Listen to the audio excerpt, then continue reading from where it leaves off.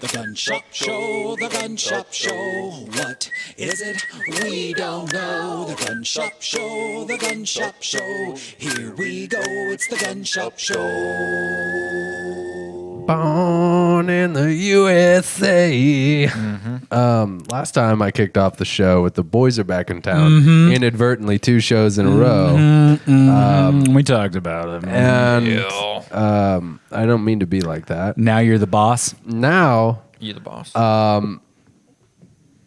we're getting ready to talk to a guest coming up on the show who is the founder of English Shooting. Yep. And he was not born in the USA. Which is the correct way to pronounce that word, by the way. Most people throw that hard R in there. Yeah, you don't want that. No. And actually, I'm getting off on a rabbit trail before I even introduce what the show is and who we are.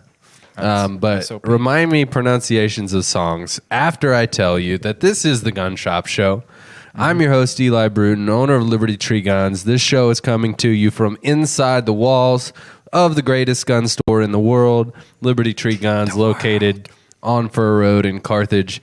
We're your friends in the gun business. 2 of my friends and your friends are here with me. That is Mr. Trevor Smith Hello, everybody. and our resident gun bunny, Logan Jones.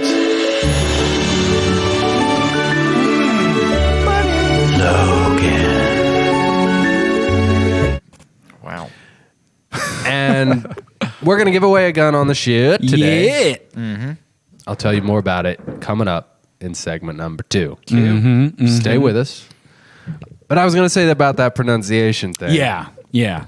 You don't realize that you can get by with so much lyrically only by the way that you pronounce the words. Yeah, Like I would Eminem? say, well, Pearl Jam. Well, Eminem's a good one too, but Eddie Vedder and Pearl Jam, pretty crafty with his pronunciations of words. I mean, I was just retelling Born in the USA, and I realized that's one of those songs was Born in the USA. But imagine if he was like born in the USA, born in the USA. Now, there's It would- periods between those letters, so you want to throw that pause in there. born in the USA.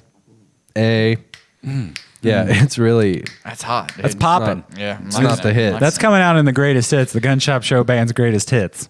So we're gonna get a little snapshot into life in the gun world outside of the United States. Is there even Well, we'll life find in out. the gun world outside We'll of the find United out. States? I mean, we have listeners It's true. listen to the Gun Shop Show that All over have the world. become our friends in the gun business from all over the world.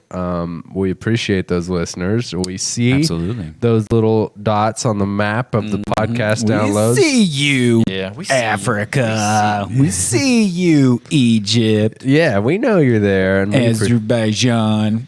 and so I'm always curious if these are Americans who happen to be abroad who are into guns, or are these people, citizens of other countries who just like the information. Well, And- I'm going to operate on the assumption that we are awesome.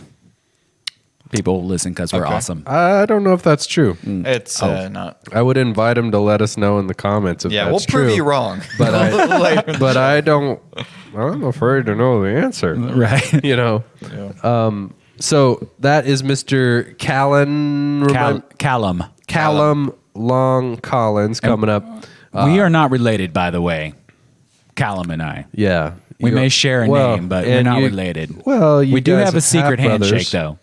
What's the secret handshake? I can't show you. tell It's us secret. because Both of your dads are Phil Collins. So, I mean, you kind of are Your related. dad's Phil Collins? Yeah, yeah. You didn't I know didn't that? tell you that? No. In the air I can tonight? kind of feel it in there tonight. In the air tonight? Written about the day he was conceived. Yup. Wow. Yep. Yeah. I was And, is that I was coming in the big air old drum tonight. solo kind of like the big hit? Is that when you were? That's the moment that I was like coming on out. You, so Wow. That's eye-opening. there's been a couple moments on the show. Last week was during the show overdrive, where you seem to have a misunderstanding of the operation of the human anatomy, and this is another one because we just were describing this as the moment of conception, but you clearly were exiting the birth canal. Yeah, that's the drum solo, man. Oh man, This is Spanish. I waste no time. I'm excited to learn about guns in in the UK. So I don't know what all we'll get into with him, but I do know that he experienced a little Pushback. I was going to say backlash. So we're Okay. tracking. Yeah. We're Yeah. tracking from his government in response to some comments he made on his channel about gun ownership in the UK when Europe was experiencing some violent encounters and shootings. Yeah. So that'll be a really interesting story to tell. But you know, we were on the topic of our listeners nationwide and worldwide. Forgive me. And we were actually, it was one of our international listeners who follows Callum. You know, he believes in his channel and the things that he has to say, and referred us to him. So that's super valuable. But on the topic of nationwide, I've got this little thing sitting right here. What you got right there, man? And for our Is it by your side? for our radio listener, if you were to get on the live stream, that would do a couple things for you. Right here in the next segment, you would find out what that little gun that I gave you, a little beep sneak peek, little Flash. There You it is. flashed him. So for the radio listener, just imagine you're looking at three handsome dudes, right, and some Moderately handsome. One moderate. way more handsome than the others. Right. One of them is. Thanks, Right. Trevor. And wait, we were all talking about The same person. Yeah. Yeah. Yeah, absolutely. We all know the who we're obvious talking one. No, about. Clearly. Duh. The most attractive like, one. duh. Obviously, and on three, we'll all say which one we're talking about. Uh-huh. 1, 2, 3. John Yours Wayne. truly. Oh. What? We all said the same thing. We Yeah, all all- agree that it's same yours. thing. You all agree it's yours truly. I agree Yeah, that it's yeah. yours truly. Okay, it's yours truly. No, you're gonna jump on the feed. Oh my gosh, I did not plan this out. Oh, no. You need some help? Something's Is it gonna on the happen. screen? It's, Oh, upside, yeah. can't it's see. upside down. Now, that's the view from Australia, I think. That's how we look from their point of view. There we go. Homegrown service. Here, I'm gonna back up. There you go. I'm holding a map provided to us by U.S. Law Shield. There we go. This is a reciprocity map, which is just one of many, many resources that you get from U.S. Law Shield as a member. This will not only tell you where the Missouri concealed carry permit is accepted in the great country that we live in, state by state, but it'll also give you detailed information about other things that you might need to know when you travel into those states. I would say, this is my personal opinion, you would get your money's worth from U.S. Law Shield just by the educational resources that they put out. Yeah. You get a handbook when you join that will help you understand and navigate the laws. But the real cherry on top, the real... I keep using food analogies, but the real meat and potatoes. I'm like The real cabbage and slaw. the real, lightly braised pork chop with broccolini on the side, which, if you're not familiar, is some kind of weird hybrid between asparagus and broccoli Wait, that's the real thing? of U.S. Law Shield. The real kettle cooked chips. The real creme brulee of this whole U.S. Law Now you're Shield. speaking I know that, Logan, yeah. The Creme real brulee. bananas Perfectly Foster. toasted. Come on, hit my favorite food. Hit my favorite food. The real sandwich of this situation. No, it doesn't feel the same. No, it doesn't. deli really. sandwich. Let's do deli sandwich. I feel like that. That makes it better. No. No. Of a U.S. Law Shield membership is the no limits protection that you get for legal defense for your self-defense. So we have a fairly generous system in the United States in terms of gun ownership. But we all know it's not only how the system's intended to work, how it just sometimes does work in reality with malicious prosecution. If you're involved in any non-heinous act, meaning you act in self-defense, you even make a mistake. So I've given the example before because I think it's a great one. There's a U.S. Law Shield member who fires a warning shot, which is not something we recommend, not something U.S. Law Shield recommends, and could constitute criminal act in Missouri and some other states. However, it was non-heinous. She did it with the intent to stop a violent encounter. Yeah. And U.S. Law Shield represented her no cost, no minimums, and I mean providing an expert attorney on her case throughout the whole case to get her both freed from temporary custody and representing her and getting her a non-guilty verdict or the charges dismissed. And you can get that for less than the cost of Netflix at $10.95 a month. And if you use our promo code, you're doing two things. You're supporting the show. Yep. Which should be enough reason right there. We appreciate that. But also, you're going to get 2 months for free. So 14 months for the price of 12. And our promo code is Liberty Tree. All one word. You're also going to get rate lock, where your rate will never go up. So if you have been paying attention at all, the prices of everything are going through the roof. You'll never pay a dime more if you sign up for US Law Shield at uslawshield.com and use promo code Liberty Tree, all one word. Get 2 months for free. It's a great service. I'm a member. I recommend that all our listeners become a member. Stay with us. We'll be joined from our friend across the pond, Mr. Callum Long-Collins of English Shooting, coming up on the Gun Shop Show.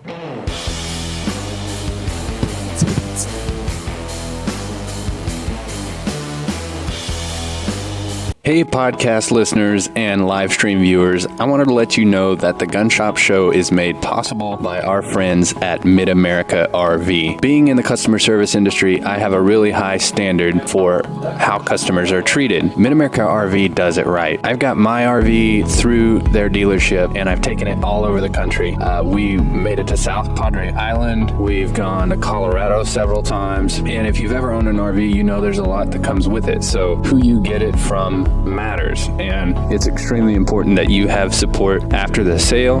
They're located just outside of Carthage. They have a really vast inventory, and they are home of, I believe they call it a forever warranty. So I urge you, if you're in the market for one, to check them out. It's a really fun and can be very affordable way to get your trips in. So visit them at midamericarv.com. We appreciate their support of the Gun Shop Show. If you're in the market for a travel trailer or fifth wheel, check out Mid-America RV. Our member's girlfriend is on her way to pick up her kids from her ex-husband's house. She asked our member to tag along because of her ex's temper. As they arrive at the home, her ex emerges yelling and gesturing. He approaches his ex-wife and grabs her, attempting to drag her inside. Fearing for her life, our member, a trained CHL holder, jumps out of the car with his gun drawn and demands the ex-husband release her. Seeing the gun, the assailant retreats. The situation then takes a bizarre turn as the assailant dials 911 to report our member. As a result of the aggressor's lies, our member was wrongfully arrested. Our member had to undergo lengthy legal proceedings. However, he was ultimately cleared of all charges.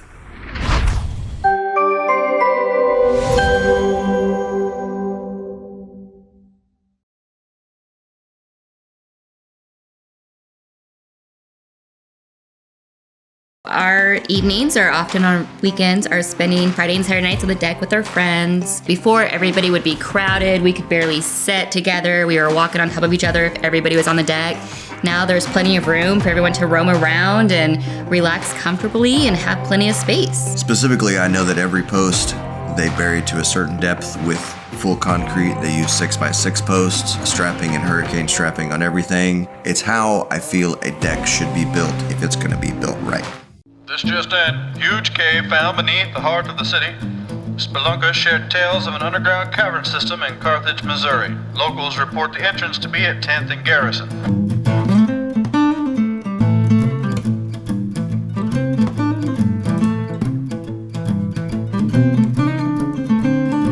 Cave Gang Pizza. Stop in and enjoy wings, wood-fire pizza made with local ingredients, and our full bar. Bring the whole gang and uncover a legend. Hey there. We got your lab results back. It looks like you have a fever, and the only prescription is more Gun Shop Show. Welcome back to the Gun Shop Show. I'm your host, Eli Bruton, and I'm excited because I'm getting ready to announce what we're giving away today. I'm excited. What's that? Yeah. On the Gun Shop Show, we have a habit, I'll call it a habit, of giving away things that are in the title of the name of our show. Oh, yeah. Yeah. And that makes good sense. Yeah, I mean, why wouldn't you? If you're watching the Gun Shop Show, you probably like things that belong in a gun shop that are Makes good sense. near and handy to people who are your friends in the gun business. Makes better sense than hand soap or bar soap, for sure. Yeah, I guess we could try to give away shops. we should. We could Right. probably burn up the whole segment talking about things that it's better than. But let's not You do know that. I could. Let's not do that. Let's give away let's this not do that. Rossi RS22. That is the model, right? Yes. Okay, RS22. It's semi-auto, 22 with a mag-fed 10-round mag. OD green stock. OD green. It's got high-vis sights, and these are great little plinkers. You know, we've had really good feedback on their reliability. And even though I'm a huge fan of, say, like the Ruger 1022, Yeah. and I know we've got a lot of Marlin 60 fans that probably listen to the show, those are great rifles. And if you can afford to spend $300 to $400 on one, they're worth it. But if you really want to get into shooting and you just want something that'll hit targets for about $150, the Rossi RS22 is a great candidate. And today, it won't even cost you that much. You can get one for free just by sharing the feed and tagging 5 friends in the comments of the live stream. So if you're listening on the radio, you're going to want to jump over to Facebook and type in Liberty Tree Guns. You'll see us on screen here at the Gun Shop Show, which gives you a chance to see visually our great guests coming up and some of the guns that we talk about. And on that live stream, you can also just click share. You can stay right in the stream and then tag 5 of your friends in the comments. And next episode, we'll announce the winner of that. So we draw from the people who do that, and your odds of winning are really good. Really good. Really pretty good. So make sure you share the stream, tag 5 of your friends right now to help spread the show and give yourself a chance to win absolutely free. And you don't have to be local. Our guest coming up is not local at all. And many of our listeners are not local to Carthage, Missouri. So if you're the winner, all we ask you to do is pay shipping, and we'll send it to the FFL of your choice. So get in on that today. Guys, I got to tell you, I'm very excited about our next guest. Me too. I have a lot to learn. We are joined by, give me his name, Trevor. Callum Long-Collins. He is the founder of English Shooting, and he's coming to us from across the pond, where we have some listeners from Europe that turned us on to him and really enjoy his content. And I'm relieved to learn that there is a bit of a gun culture still over there with our friends in the UK. So welcome to the show, Callum. Hey guys, thanks for having me on. So you have a YouTube channel, and you're a bit of a gun activist over there. Tell us, just give us the rundown on what it is that you do. So the channel started about, I think it was like 7-8 years ago, basically out of frustration of no resources of how to learn to get into shooting here within the UK. So it's quite a in-depth process. There's many different hoops you've got to jump through, forms you've got to fill out, and it's reasonably straightforward, but it's about knowing where you need to go, who you need to speak to, what forms you need to get, and how to fill them out. And I thought, look, there's hundreds of thousands of people giving you makeup tutorials online, so why isn't there somebody just showing you the basic filling out forms, or where to go to start. So started making videos on that, doing reviews, because again I felt that the people doing reviews in the UK, it wasn't concise enough for me. I wanted like a 5 to 10 minute video to learn about the gun for the disciplines that we do here. And just started doing my own. And then it started to grow, and I got a little bit more involved in the political element, in the sort of activism. As a lot of people say, I never sort of regard myself as an activist, but I am called it quite a lot because I'm always trying to push forward things here. And I ended up getting onto some pretty hot topics around self-defense, mainly after the Paris attack videos. The Paris attack. So that was late 2015. The Bataclan, I think it was. I ended up making a video talking about self-defense, both in Paris and within the UK off of the back of that, which ended up leading to the shutdown of my channel and the revocation of my licenses. So here we have shotgun and firearms certificates. It's very much a privilege to maintain those certificates, and if you do anything that the police or other powers don't like, then you end up losing them. So it's been about 5 years since that happened. I lost them March 2016, ended up shutting down the channel a couple of years sort of after that, and then repeatedly found out that I was being lied to or misled by the firearms licensing team, by the police, and thought, they just want me to be quiet. They don't want people out there promoting the sport, trying to encourage people to get into the sport, to offer a voice countering the sort of gun control and anti-gun narrative that we have here. So ended up making myself a pretty big target, but through various means being able to continue doing the channel and making the videos, and sharing this sport and encouraging people into the sport. It's great to have someone like you over there, because you're probably a lot more lonely in advocating for guns. One of our listeners, and I think it's actually the same gentleman who referred us to you, remind me, Trevor, where he is based out of? I believe out of the UK. He was a trucker, or drove a truck is what he said. Oh, so it's not Leonard. No. Okay, so we have another listener named Leonard, and where's Leonard from? The Netherlands, I believe. So he also has a lengthy application process in his country. In fact, he was nervous to wear one of our Liberty Tree Guns t-shirts on social media because he thought that could affect the because it was like an American flag with our logo, and it said guns on it. He thought it might affect the application process and the decision making. So I want to get more into that story in upcoming segments of how that unfolded after Paris, and I think we can spend some time on that whole topic of what came to be. But I want to start because a lot of our listeners are kind of under the assumption that there is no gun ownership at all in the UK, and that's not true. Obviously, you have a channel dedicated to it. I watched some of your reviews on various pistols that are available in the UK. So not only can you own guns, but you can own handguns with some stipulations. So I want to get into that, but in about 30 seconds, tell me what you've been working on most recently on your channel. So it's predominantly the laws. I've got back into breaking down our laws here and the processes. A lot of videos that I did 5-6 years ago have become outdated, or I know that I can do them better today. So really just breaking down the process of getting the application and the nitty gritty of our firearms laws. We'll be right back on the Gun Shop Show.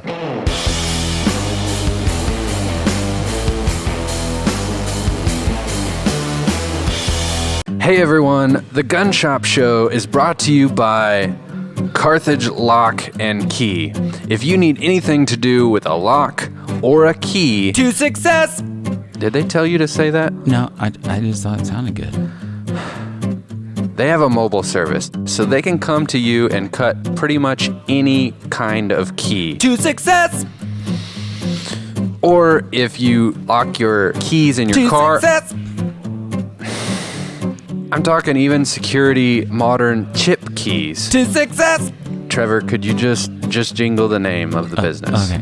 Okay. Yeah, I did good this time. So, with all of my properties and all of the needs I have, I trust. Carthage Lock and Key to success.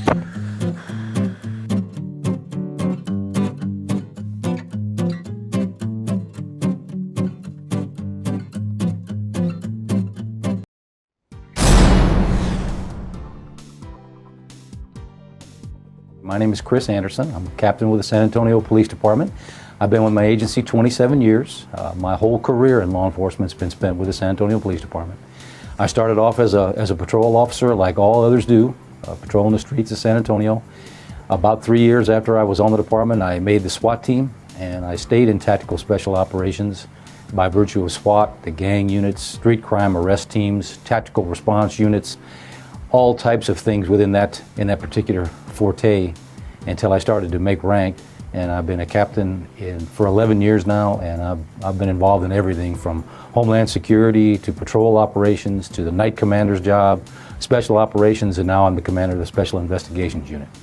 Police officer's job at the scene of a crime is simply to protect the people who are there, prevent further injury or death, preserve physical and testimonial evidence, collect it, and deliver it for processing in a criminal case. We do not determine guilt or innocence at a scene, and it's an important role in our job to remain as neutral and unattached from feelings of guilt or innocence as we can. About 90% of the people that we interact with on the streets at any given time are good, solid citizens who are trying to abide by all the laws that they know. Typically, when they interact with a police officer, it's because they violated something in the things that they don't know. And the Texas Penal Code book and Code of Criminal Procedures, local government laws, family codes, and a variety of other things are in a book that's about 8 inches thick. Most police officers don't know most of the information in it, and naturally that would tend to lead you to understand that most citizens definitely wouldn't know them all. So most of the interactions that police officers in Texas have with normal citizens is involving a law that those folks don't even know exists. Many times, and especially depending upon the level of experience that they have with the job, the speed by which they determine who's an actual suspect and who just may be a person of interest as a witness or possibly a victim is hard to determine initially. Factors that they're aware of at the scene, it all depends on those things to determine whether someone's telling the truth or not. There are obvious cases when someone's trying to deceive us, and there are people who are very good at deceiving the police. At that point, we may take a lot of people into what we term an investigative custody, or make an investigative detention on them for the purpose of determining who the actual suspects, victims, and witnesses might be. And our goal at that time is to legally arrest and take into custody the persons responsible for the crime.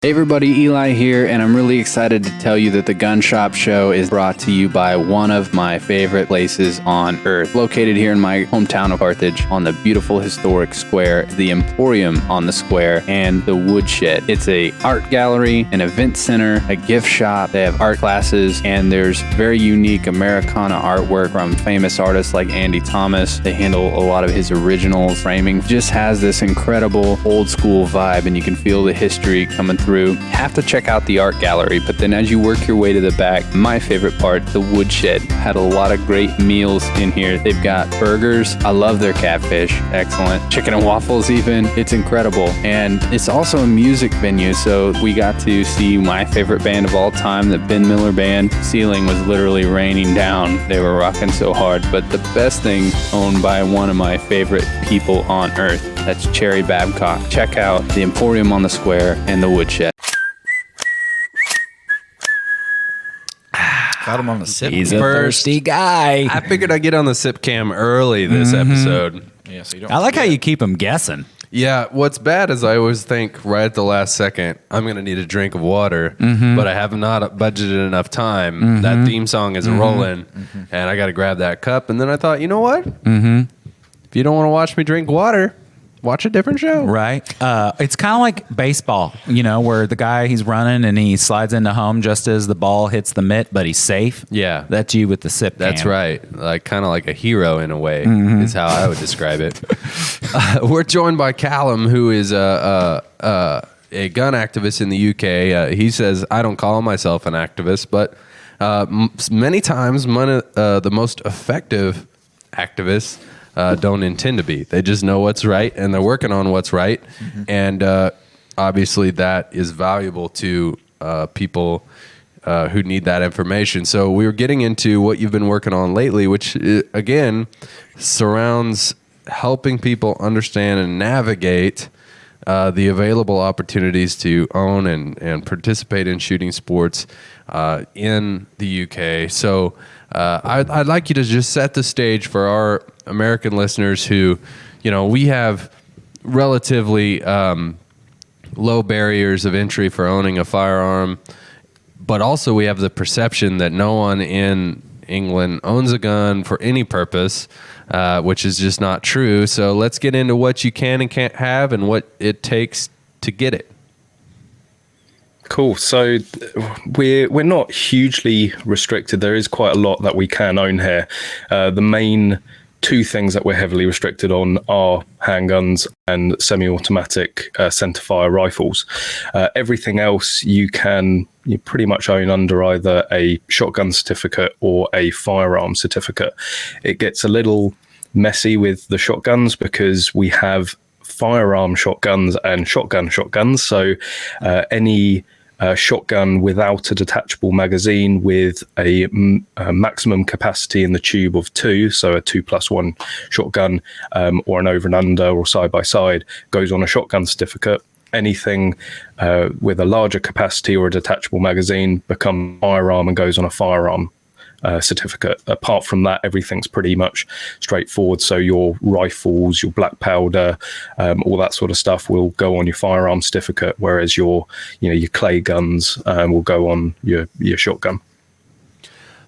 If you probably don't know the statistics, but just culturally speaking, what percentage would you guess of British folks own a firearm of any kind?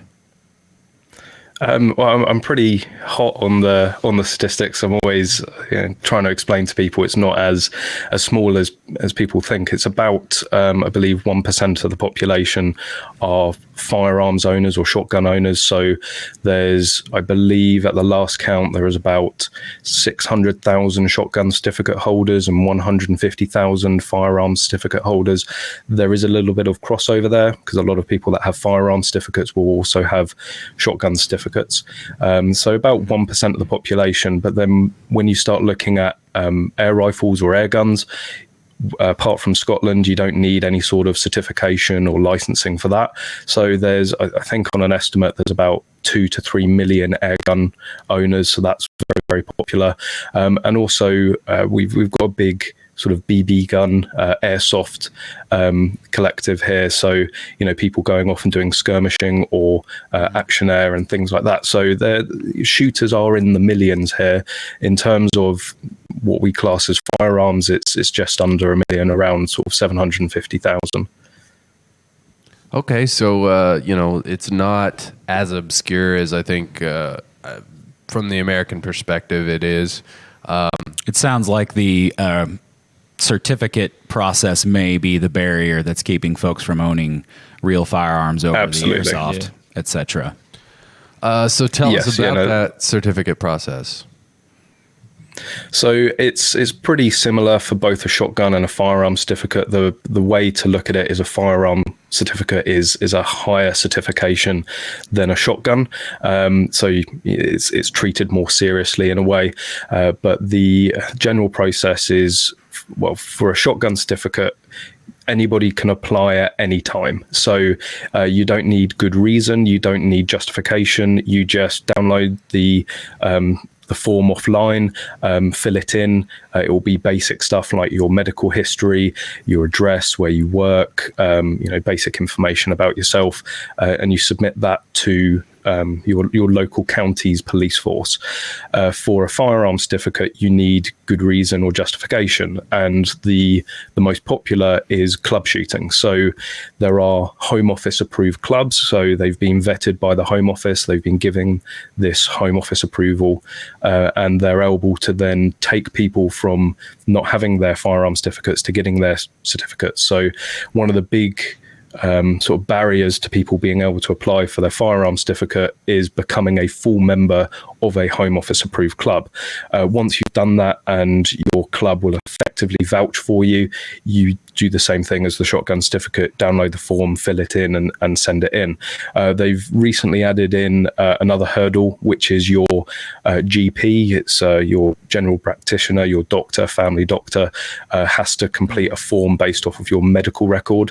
That's for both, again, a shotgun or firearm certificate. So it's mainly around mental health. So it's to make sure there's no markers on your medical record of mental health.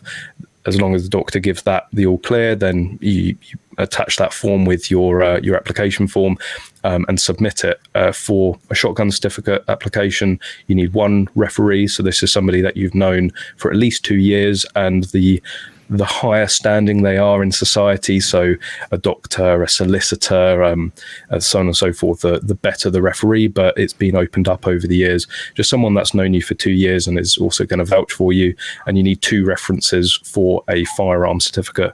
You send that in, and then the process starts. Once they've done their background checks on you, so police criminal records and stuff like that, they're then come and interview you. So you will have, they're not a police officer, but they are police staff from the firearms licensing department. They will come down to your property and have a face-to-face interview with you. So they'll be looking around the property. They don't start going into the attic or stuff like that, but they will have a general sweep around just to see if there's anything that they don't like the look of. And then they start to have a chat with you, and it can get reasonably personal. They're going to talk about your relationships, your family, whether you've had any mental health issues, again, whether you have any physical health issues, what you are interested in using the guns for, things like that, what guns you want. It's another difference between the shotgun and firearm certificate is with a firearm certificate, you need to justify every single gun on it. So once you have your shotgun certificate, you can go and buy as many guns as you want. With a firearm certificate, we have what they refer to as a slot. So you will apply for a 308 slot or a 223 slot or a 12 gauge slot if you want a firearm shotgun or a Section 1 shotgun, as they're referred to. So that's the sort of thing you'll get talking about with what you're going to use each gun for. And again, if you're a full member of a Home Office approved club, depending on what the club is going to be shooting, that will be your justification. If they're a long range target club and they only shoot 223 or 308 or whatever, and you ask for a Section 1 shotgun, the FEO, the firearm inquiry officer, is going to turn around and say, but your club doesn't shoot that, so where are you going to go and shoot that gun? What are you going to go and use that for? And if you can't give them a good enough reason, they will cross that one off your certificate. It's very much a negotiation. So you really have to make your case for why you need / want and how you will use it. So it's definitely more of a getting permission scenario. It even goes beyond what I would consider just basic permitting. It's not like, hey, we're going to see who you are, and as long as you're not a criminal, then we're going to grant it. It's really more of a like I said, a permission. So we're coming up on a break. I have so many questions about this in regards to mental health. I have questions about self-defense and the use of these firearms in ways other than what was initially asked on the permit. And I feel like we can spend a lot of time because this is eye-opening for Americans big time. Yeah, so stay with us. We'll have more with Callum from English Shooting right here on The Gun Shop Show.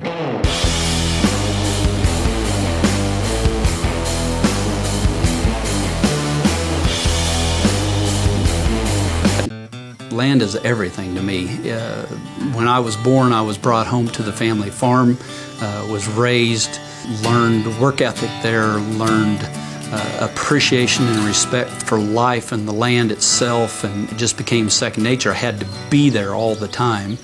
whenever I wasn't on the land, I was not happy. But I learned to understand the land, learned to respect it, learn family values.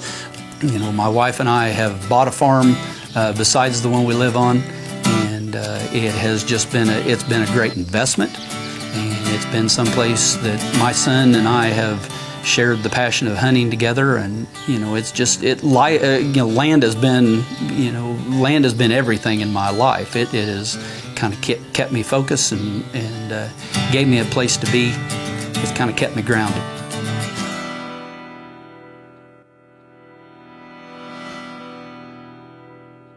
Hey, you know what makes this, the Gun Shop Show, possible? It's people who believe in the show. And someone who has believed in the show from the very beginning is my good friend Chris Chapman, owner of Whitehead Farm Supply. Here's a message from Chris. Guys, my name's Chris Chapman, owner of Whitehead Farm Supply, and I just want to take a few seconds here to let you know that we are going to be proud sponsors of the Gun Shop Show, and we appreciate everything that them guys are doing over there, and we just want to show them our support. Thank you.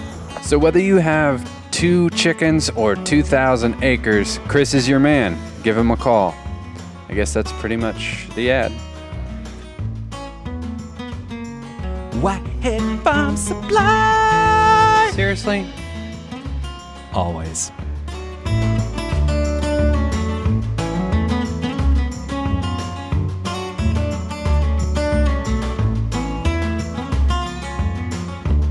We're Dirt Road Comedy. When we're not traveling around in our luxurious RV, we like to listen to a Gun Shop Show.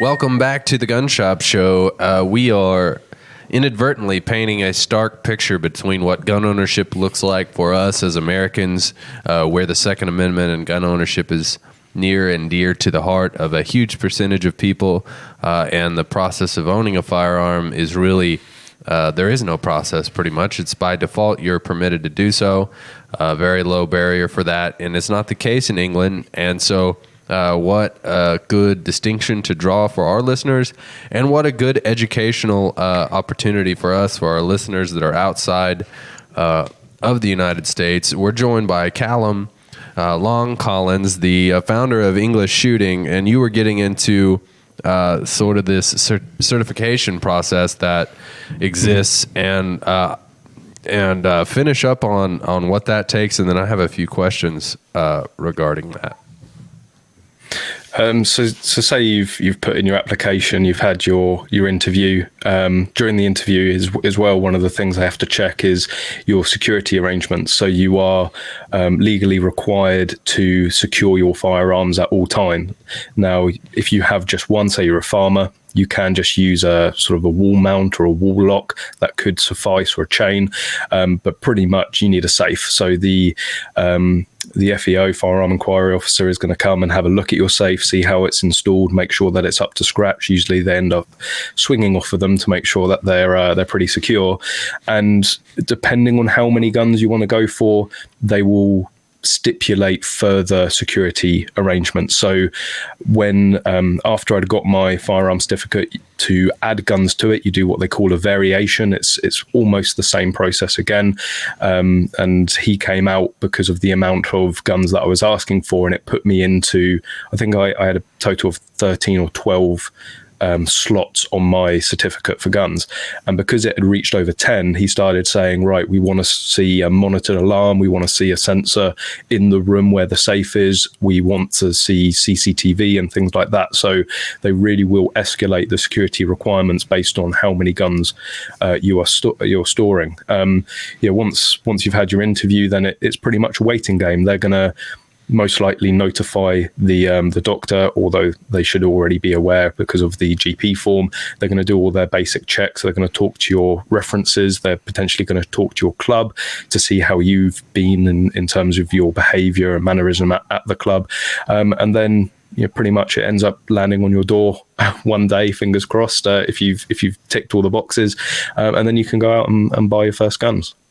And roughly from the time of completing that application initially, how long is that process to to filling out the form for the very first time to being granted permission to go out and purchase that gun, roughly how long does that take? It depends. It's dependent on where you are in the country. So each firearm department does their local county. So I'm based here in Hampshire, but surrounding we have Wiltshire, we have Dorset, we have Surrey, West Sussex, stuff like that. So each county will have their own department, and it's really just how busy they are and how efficient they are. So an example for mine, my initial shotgun certificate. So I only applied for my shotgun certificate first. That took 6 months. So from putting in the form to receiving the certificate to be able to go and buy, that was 6 months. It was also another 6 months for my firearms certificate. I've heard people having to wait 12 to 18 months for their certificates. But on the flip side, I've heard people get their initial applications in a couple of weeks or a month. So there's a big disparity across the UK of how long it's going to take. But yeah, and anywhere between, let's say, 12 months to a month is sort of the ballpark that you're looking at. Is there any cost involved in this process? Yes, I can't remember the exact amount, but I think so. I've recently applied for my certificates again, and I've gone what they refer to as a coterminous. So it's for both a shotgun and a firearm certificate, and that was £90 for that certificate, and you've got to renew that every 5 years. On top of that, there was the GP form. So my GP charged me, I think it was £60. So I'm looking at £150 for the application, and I'm going to have to repeat that every 5 years. In terms of singular applications, I think it's around the £70 mark. So if you just go for a shotgun or you just go for a firearm certificate on their own, it's about £70. They'll also charge you as well if you want to add things onto the certificate. So we're talking about variations. They charge you every time you want to put a variation in or add or take away guns on the certificate. Americans are pretty resistant to both restrictions on their firearms, but also to paying taxes. So I know that our listener base is over here. They're not even subjected to any of this, and they're over here wringing their hands. I know they're doing it. Trevor, ready for revolution. Yeah, they're going to come over and help you all out with it. Trevor, I'm sure you may have already jumped on it, but just for our listeners, 150 pounds is about how much U.S. dollar? 150 pounds. Let me type it in here. 207 US dollars. Mm-hmm. So yeah, I mean it's not cheap, and I'm curious how are prices. I assume since these dealers, well, let me back up a second. First of all, I want to say your process for owning a firearm as an individual is more intrusive and in depth than becoming a dealer. So for me, even the storage of firearms is less. I did have to have some indication of where I'm going to keep the guns, but there were no requirements that they be kept in a safe, and there were no requirements as far as interviews of what my intent was. Now, I did have to say, I'll comply with some of the rules that we have in regards to background checks and some simple things like that, but I think it's just pretty telling that even becoming a dealer and someone who has sold 25 to 30,000 firearms in the last 5 years was subjected to less of a process than an individual who may want to own 4 guns. Mm-hmm. But also, I imagine because of the economics of that situation, and a gun dealer does not get to sell, 40 guns a day like we do. He probably has to charge more. So not only are you paying around $200 US to get this process, but I imagine that guns are more expensive in the UK. That's my gut guess. Is that true? Absolutely. I say to people as a rule of thumb, whatever a gun costs in dollars in the States, double it and probably add 50%. So I don't know what the going rate is, but in the US, but I've seen like one of the most popular rifles here is the 1522, the Smith & Wesson 1522. That's one of the sort of more, let's say, tactical guns that we can own under our licenses or certificates. But one of those will run you about £600 here, and I think they're around $250, $300 where you are. Yeah, I mean, this year has been a little strange as demand has inflated the prices of guns, as we saw a surge in there. But you're right. I mean, typically that would have been in the $300 price range, and so up until this year, like I'm sure some of those sold for $600 in this bizarre year that we're living in. It's crazy. But that's really interesting. Tell me, how many gun dealers are there? There's probably not one on every street corner like there is here. No, again, I would say there's probably more than what people think. And like yourself, you were saying that, you know, a lot of your listeners will probably not be aware that you can own a gun here in the UK. There's a lot of people in the UK that don't know you can own a gun. Most people are actually quite surprised, but gun shops tend to stay quite low key, so go unnoticed. So you'll usually find there's more in your local area than you realise. Within a 30-minute drive, I could probably get to 3 or 4 gun shops from my house. I don't know. They do publish all of the figures and statistics for it. I don't, unfortunately, know how many off the top of my head. But it is still quite a big business here. There is still a lot of money that goes into shooting, and there's a lot of business opportunity for people, even with all the added hoops and sort of restrictions. But sort of going back and saying, how applying for a personal firearms certificate here is even more than an FFL where you guys are. The registered firearms dealership, so an RFD as they're referred, aren't that much more to get than a firearm certificate. Again, it all comes down to justification. You need to show the police a business case for it. Who are you going to sell to and why?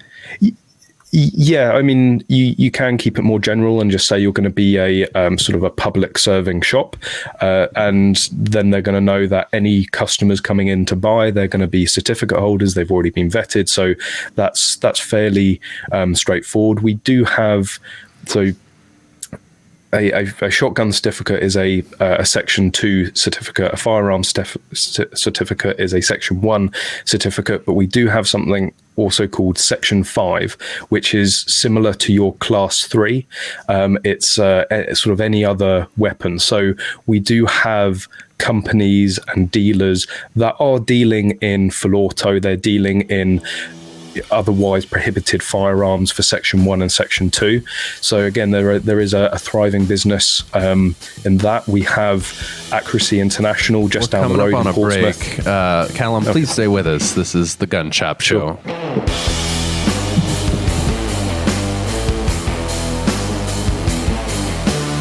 Hey, podcast listeners and live stream viewers. I wanted to let you know that the Gun Shop Show is made possible by our friends at Mid-America RV. Being in the customer service industry, I have a really high standard for how customers are treated. Mid-America RV does it right. I've got my RV through their dealership, and I've taken it all over the country. We made it to South Padre Island. We've gone to Colorado several times. And if you've ever owned an RV, you know there's a lot that comes with it. So who you get it from matters, and it's extremely important that you have support after the sale. They're located just outside of Carthage. They have a really vast inventory, and they are home of, I believe they call it a forever warranty. So I urge you, if you're in the market for one, to check them out. It's a really fun and can be very affordable way to get your trips in. So visit them at midamericarv.com. We appreciate their support of the Gun Shop Show. If you're in the market for a travel trailer or fifth wheel, check out Mid-America RV.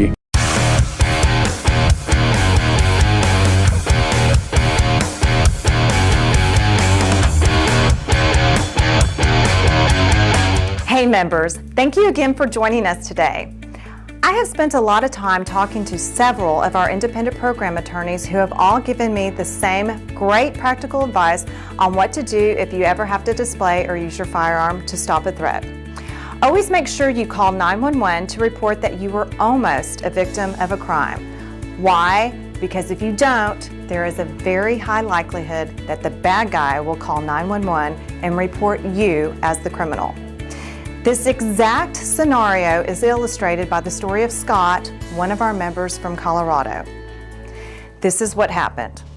Scott was exiting the supermarket when he was verbally assaulted by two individuals who were looking for an altercation. The verbal assault became so heated that our member was afraid for his life. Scott was forced to defuse this potential deadly threat by displaying his firearm and demanding to be left alone. Being the cowards that they were, the bad guys backed away. Our member, however, made a critical mistake, thinking the situation was over, and drove off. It was only a few blocks away. Scott was pulled over, handcuffed, and taken into custody.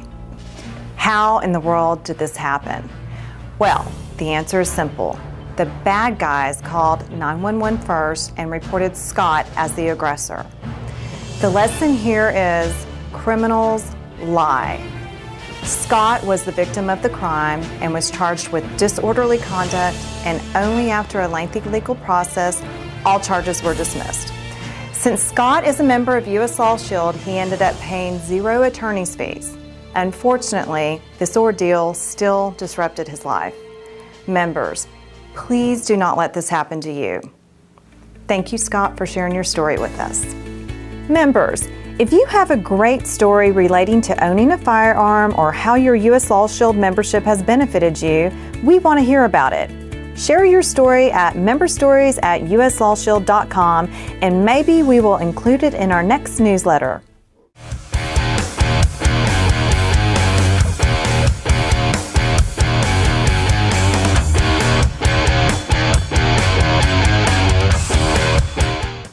People are always asking me, Eli, you seem to get the best deals on things. What is your secret? Glory actions and estate sales. Trevor, I appreciate you jingling, but I have to say the ad part first because people need to know about the company. Oh, I thought you wanted me to do it. And then also, it's it's covering up my face. So right. just get a picture like from their Facebook page because that's the best place, and then just put it right up here where the Gun Shop Show logo is. Okay. Yeah. All right, I'll do better this and time. then and so let me finish the ad, and then you can jingle. Okay. Okay. All right. So the best place to go is their Facebook page. Oh, glory actions and estate sales. You know what? Fine. I'll just move in between the graphics and finish telling people that the best place to find out when Old Glory actions and estate sales. I think I got it that time, man. Our member is involved in a brief road rage incident. One driver cuts off another in traffic, and harsh words and gestures soon follow. After the pleasantries are exchanged, our driver goes on his way, assuming the incident is over. However, still agitated, the other driver calls 911 and reports our member as aggressive, possibly having seen a weapon in his hand. In reality, what he saw was our member flipping him the bird. In an incident that can only be described as an overreaction by officers, our member is pulled over. When officers learn that he carries a legal concealed firearm, they arrest him despite a lack of evidence. This incident is just one of numerous member experiences. Be aware when traveling with a firearm. Any aggressive actions made by you, right or wrong, can land you in jail. Don't let it happen to you.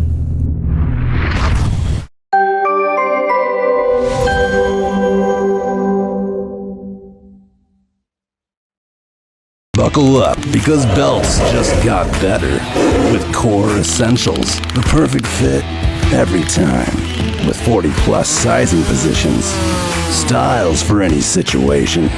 Whether in the boardroom, crushing sales and taking names, on your next adventure, in the great outdoors, or when you're done for the day and ready to relax. Get your perfect fit with Core Essentials.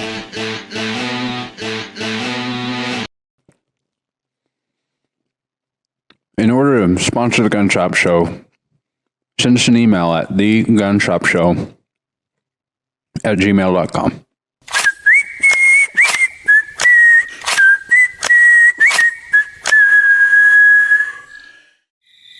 Listen here, Pilgrim. This here is the Gun Shop Show.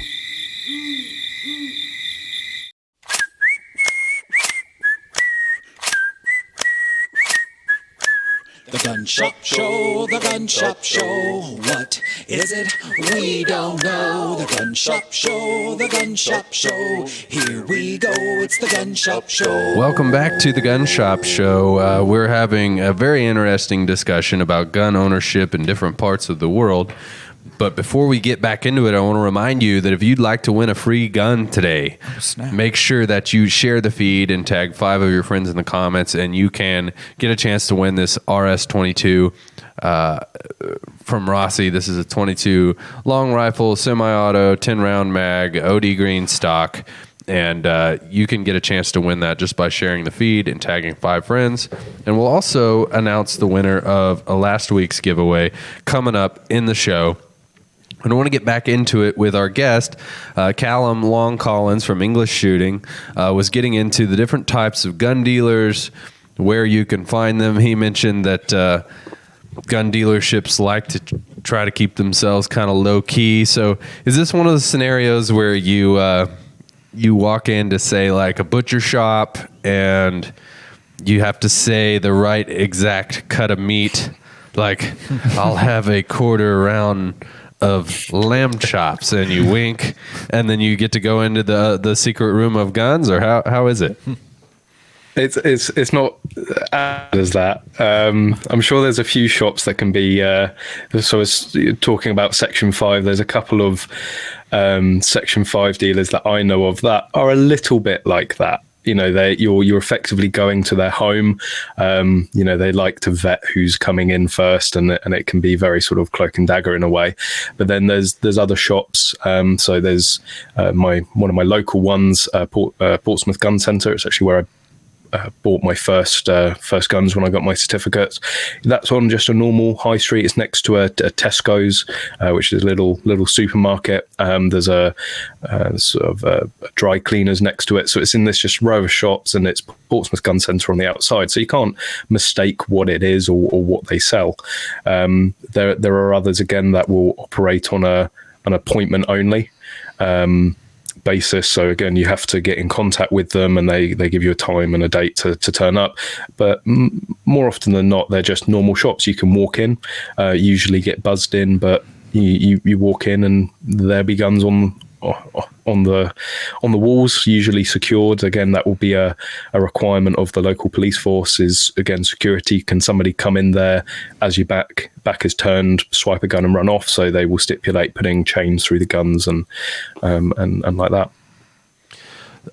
One of the things you mentioned as part of the application process was health and your health records, medical records, and you specified specifically mental health. So mental health is a thing that I don't know if the culture is sort of changing in the UK the way that it is here. But in the US, we sort of recognized that there's a trend of people being more needing to and more willing to talk about struggles that they have with mental health. And I'm not talking about mental health that makes them violent, but just because the vast majority of people that do suffer from some sort of mental health issue, like just depression or anxiety, are not violent people, and they still, in my opinion, could and should own firearms. But what sort of criteria, if you know, do they use to say, you know, you've had a discussion with your doctor about being depressed? Is that going to automatically disqualify you from owning a gun? Not automatically. So it will come down to your doctor's call. Basically, it's the medical professional will make the call on it. It is sort of, only advice from the doctors, but again, the police, they're not medical professionals, so they can't necessarily overrule that decision. So there's a number of people that I know that have had mental health issues or are suffering some form of mental health issues, and they still have their certificates and they're still able to go out and shoot. It really comes down to each individual situation and scenario, and whether the doctor is confident or comfortable in effectively signing off. There was actually quite a bit of backlash when they brought in these GP forms and they were putting more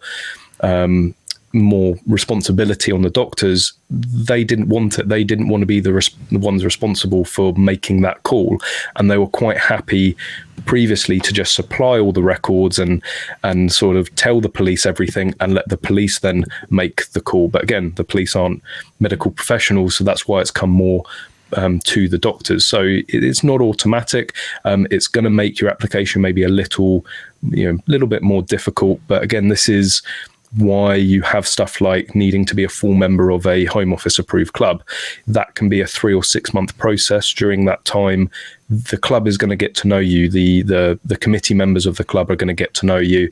And also when you sit down and have a face-to-face interview with somebody, yes, you can suppress certain things, but during the whole process, it's going to be very hard to suppress whether, if you're dangerous with a firearm or you pose a threat to the public. So usually by that point, they've got a good feel for you and they're going to know if you're going to pose a danger or not. So let's talk about what these clubs are. We presume that these both are a place where you go, a community of other gun owners to share in the interest of shooting, but are there also competitions and things that these clubs are engaging in? Absolutely. Competitive shooting is huge here, again, because there are all these requirements to get the gun and you need so much justification. You're already sort of by definition taking it at a serious level. You rarely get people that just get into owning guns here to plink. They will be going to their club, they'll be doing competition. So there's a huge competitive community here in a variety of disciplines. Personally, I'm more into my practical shooting, so IPSC or 3-gun. That's what I enjoy doing, and I've been lucky enough to come out to the States and do it and go across the world and do it at a higher level. But then target rifle, we're very big into our target rifle. The National Shooting Centre, Bisley, which is run by the UK NRA, that is their main discipline, and the main competition draws people from across the world. I've actually bumped into a lot of people out in the States in gun shops where they come to Bisley to shoot target rifle. So we've got a reasonably good international presence and certainly a good competitive presence here. So pretty much for the most part, any activity, or as you would refer to it, discipline, style of shooting and competition that we would have in the United States is probably in some form available in the UK. Yes, yeah. So again, talking about IPSC. So in the US, there's the US PSA, the United States Practical Shooting Association, and over here we have the UK PSA. And because of the slight different laws, because we can't have centerfire rifles or we can't have handguns, we adapt it for our laws. So mini rifle was created here, which is now a recognized IPSC discipline, and it uses 2.2 semi-automatic rifles instead of using centerfire rifles, so your 223 ARs, and that's actually got a global presence now, and that was sort of born here in the UK. And I would say that that trend, as long as ammo prices stay high, there's probably a time when Americans would have poked a little bit of fun at you guys for using 22s, but now they're kind of pulling them out, and they're like, there's nothing wrong with that. Maybe there's nothing wrong with that. I've always supported 22. Yeah, I've always that's why the whole floor of my bedroom closet is covered in bricks of 22 just for this occasion. But one of the questions I wrote down earlier when you're talking about this is, so obviously you need to have the overall justification. I own a handgun because I want to shoot in this particular type of competition in a club that I belong to. But I presume that a lot of UK gun owners, since now I'm permitted to have this, in what fashion am I allowed to use it in self-defense, in my home, or at least, like, is that the plan, even at risk of getting in trouble for doing so? In terms of your interview process, if you mention to your firearm inquiry officer at any point, if you give the police any inclination that you are going to potentially use this gun for self-defense, you will not get your certificates. It's just owning any object here in the UK for the purpose of self-defense is a crime. Be that a baseball bat, be that a taser, pepper spray. Pepper spray and a taser is actually the same classification of firearm as a full auto. So we're not allowed them. We're not allowed any object for self-defense, but you are allowed to use objects for self-defense. So it creates this sort of funny singularity where you're allowed to have a gun for sporting purposes, but you can use one for self-defense. You're just not allowed to have it for that specific purpose.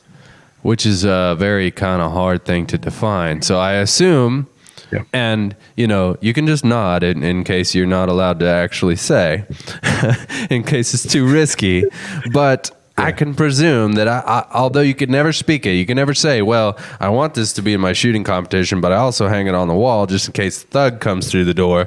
But I'm sure that everybody who understands the importance of gun ownership, just like, that's the unspoken truth among you, that I now have this in case inadvertently the opportunity arises and I need to grab it for self-defense. Is that not true?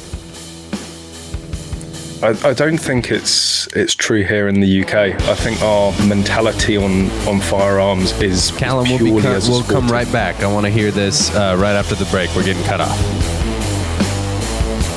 Hey everyone, the Gun Shop Show is brought to you by Carthage Lock and Key. If you need anything to do with a lock or a key to success. Did they tell you to say that? No, I just thought it sounded good. They have a mobile service, so they can come to you and cut pretty much any kind of key to success. Or if you lock your keys in your to car. Success. I'm talking even security modern chip keys. To success. Trevor, could you just jingle the name of the business? Okay. Yeah, I'll do it good this time. So, with all of my properties and all of the needs I have, I trust Carthage Lock and Key to success.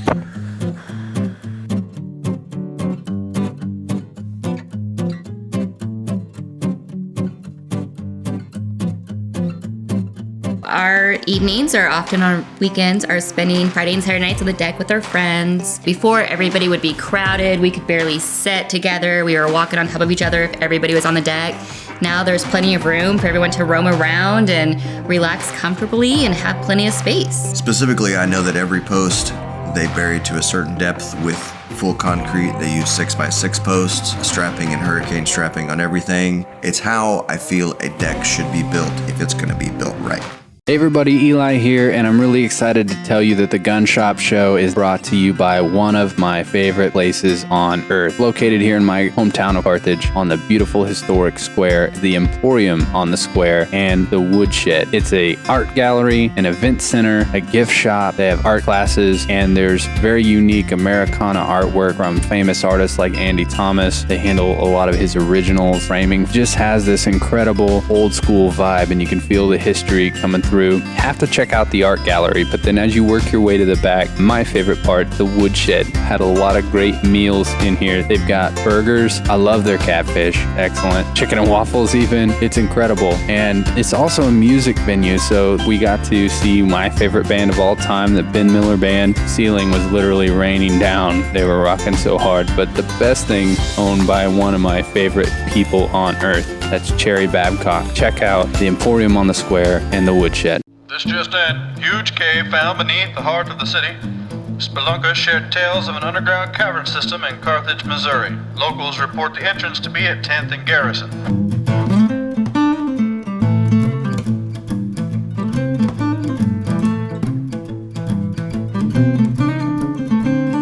Cave Gang Pizza. Stop in and enjoy wings, wood-fire pizza made with local ingredients, and our full bar. Bring the whole gang and uncover a legend. Welcome back to the Gun Shop Show. We were cut short. I just proposed this big notion, and I ended it with, is that not true? And we may have not made it on the air, but Callum basically said, no, that's not true. You're dumb. No, he didn't say that. But get back into it. I said, okay, so let me reset it in case you just joined us. My question was, Callum shared with us that it is illegal to own a gun for the purpose, or any other object for that matter, of self-defense. However, you're allowed to act in self-defense and you're allowed to use an object in self-defense. So if we use a baseball bat for a simpler example, if you play baseball and you happen to have a bat there and the moment arises, there's a home invasion, and you grab it and use it, you're justified in doing so in the legal system. But the problem might be if you were caught somewhere with a baseball bat, and you never play baseball, and you tell law enforcement there that, well, I just carry this around in case I need to use it in self-defense, that would be a big no-no. So my question was, in the gun culture, is there this unspoken reality that I have these here in part, even though I'm not allowed to say it, for the purpose of self-defense? And go ahead and give me your answer on that, Callum. So I think on the whole, I think there's always going to be elements of that. There have been people that I have spoken to here that, that discussion comes up. But I would say overall, that's not the general draw here in the UK because of the consequences of, let's say, navigating the laws to get to that point. There's so many pitfalls. Talking again about security and safe storage, all of our guns are locked up. So straight away, if someone breaks into your house and you just happen to have a loaded shotgun to hand, that's going to be the first question that the police are going to ask. Well, hang on a minute. Shouldn't your shotgun have been in your safe, unloaded? How did you manage to get your gun so quickly? So you can very easily, think that you're being smart and go, yeah, okay, well, I'll go and shoot a few matches. I'll go and join a club, but really I have them in the safe there for self-defense. If that moment comes, there are going to be so many different pitfalls and so many different traps that you can fall into.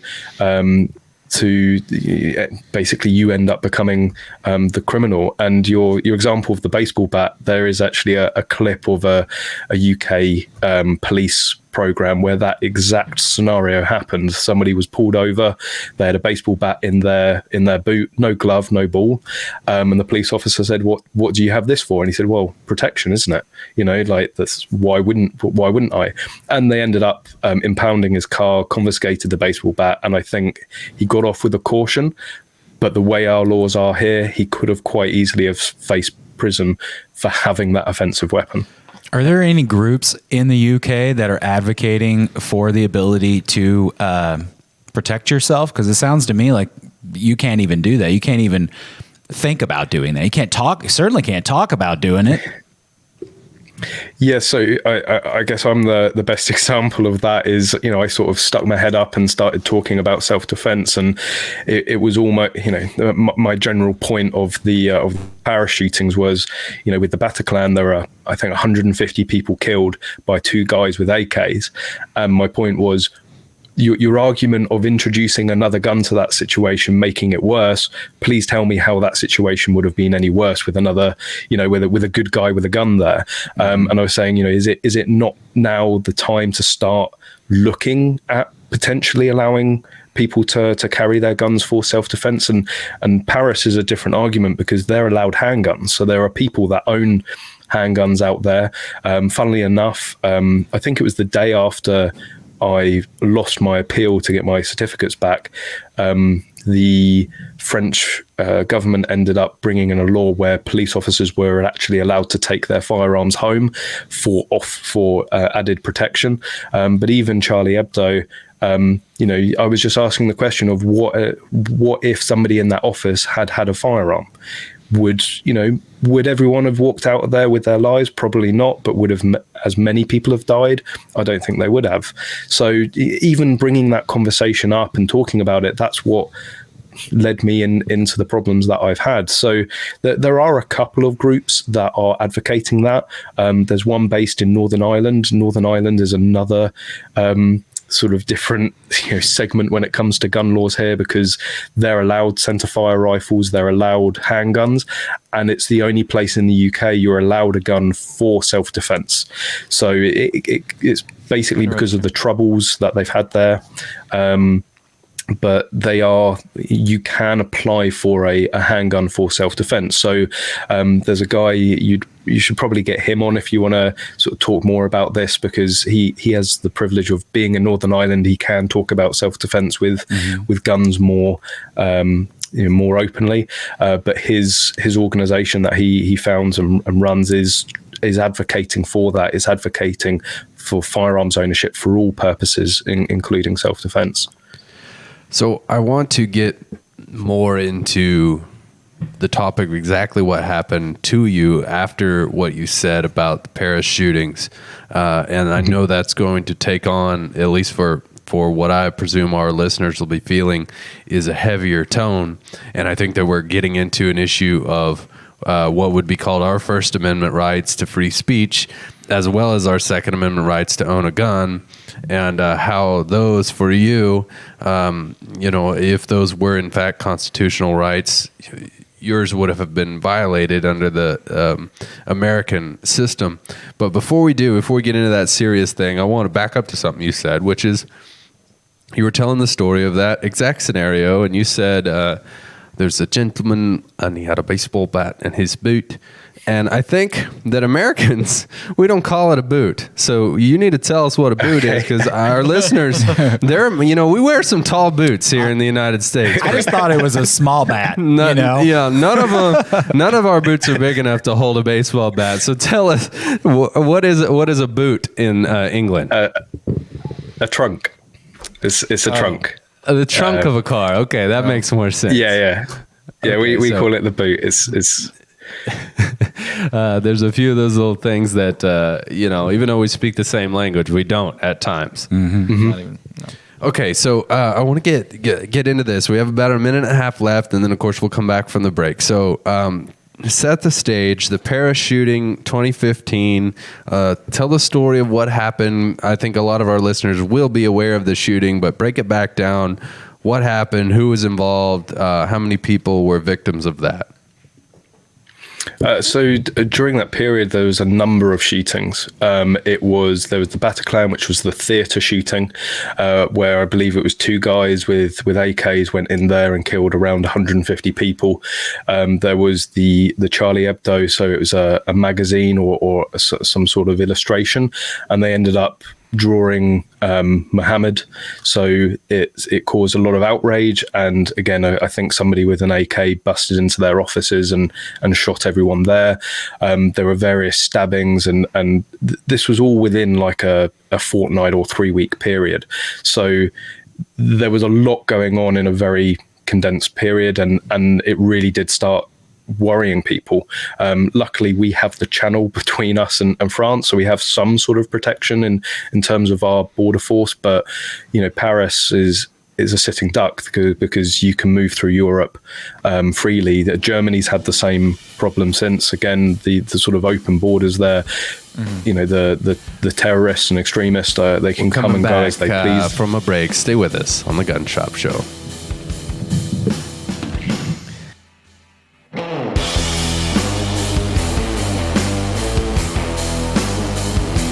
People are always asking me, Eli, you seem to get the best deals on things. What is your secret? Glory actions and estate sales. Trevor, I appreciate you jingling, but I have to say the ad part first because people need to know about the company. Oh, I thought you wanted me to do it. And then also, it's it's covering up my face. So All right. just get a picture like from their Facebook page because that's the best place, and then just put it right up here where the Gun Shop Show logo is. Okay. All right. I'll do better this and time. then and so let me finish the ad, and then you can jingle. Okay. Okay. All right. So the best place to go is their Facebook page. Oh, glory actions and estate sales. You know what? Fine. I'll just move in between the graphics and finish telling people that the best place to find out when Old Glory auctions and estate sales. I think I got it that time, man. Land is everything to me. When I was born, I was brought home to the family farm, was raised, learned work ethic there, learned appreciation and respect for life and the land itself, and it just became second nature. I had to be there all the time. Whenever I wasn't on the land, I was not happy. But I learned to understand the land, learned to respect it, learned family values. My wife and I have bought a farm besides the one we live on, and it has just been a great investment, and it's been someplace that my son and I have shared the passion of hunting together, and land has been everything in my life. It has kind of kept me focused and gave me a place to be. It's kind of kept me grounded.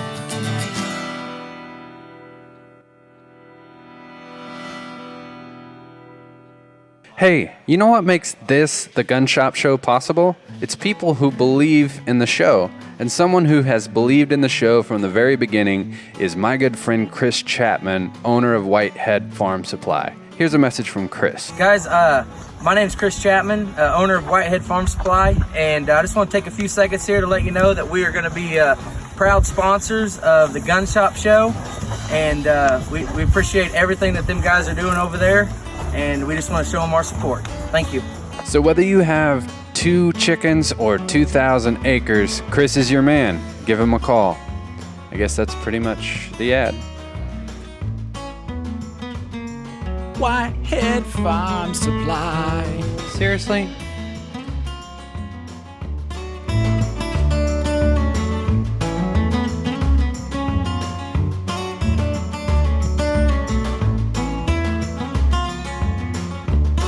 Hurricane Harvey and Hurricane Irma devastated the Texas and Florida coast, causing unprecedented damage. During difficult times like these, we tend to experience the best out of people, as seen in countless heroic images of neighbor helping neighbor. However, these events can also bring out the worst out of people, seeking to take advantage when you are the most vulnerable. From the moment rain and wind started, calls have been pouring into our emergency attorney hotline from members who were forced to abandon guns in their homes overtaken by floodwaters, as well as members who have had to protect their property from looting. Our member John was one of those callers after he was forced to use his gun. Here is his story. During Harvey, John and his son were combating the water that continued to rise in their home. Suddenly, John noticed a truck driving up and down the street, creating wakes. Each time the truck passed, it pushed more water into John's home. As the truck was coming back around, John's son went out to confront the driver and ask him to stop. John didn't recognize the truck as being from the neighborhood and was worried the driver might be casing the street looking for an opportunity to loot empty houses. Responsibly and legally armed, he followed his son outside. As John walked toward the truck, the driver started accelerating straight at his son. John, fearing for his son's safety, fired a single shot in order to startle the driver and give his son time to move. When the police arrived, they intended to arrest John for deadly conduct. He called the Lost Shield emergency hotline and was immediately advised by his independent program attorney. After the attorney talked to the police, they determined that a crime had not been committed because John acted in lawful defense of his son. Thank goodness John is a Lost Shield member and knew exactly what to do when the police arrived. We were there for John when he needed us most, and we are here for you 24/7 with our attorney-answered emergency hotline.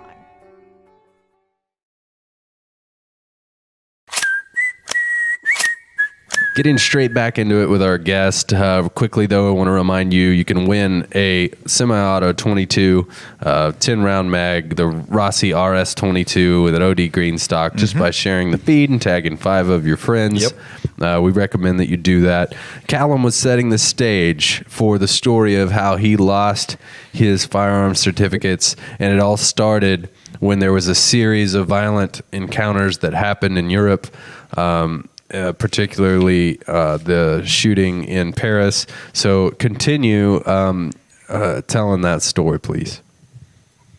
Yeah, so a lot of like pretty horrific events in a shortened time period, and I think the final straw for me which led me to making the video that I did, was going online and seeing various people just advocating more gun control, banning more guns. And funnily enough, I was actually in America when this happened. So I had done various shooting. I'd been to California, and I know it's not maybe the best state to go shooting in, but I had enjoyed some time down a gun range, and even California is a lot freer than it is here in the UK for shooting and gun ownership. So, I was experiencing that and seeing the freedoms that you guys have. And yeah, I was just looking at my Facebook feed and looking at the news and people calling for further firearms restrictions. And I just felt like the world was going mad. Like the full auto AKs were already illegal in Paris, and yet a guy was breaking into a theater and killing 150 people with one.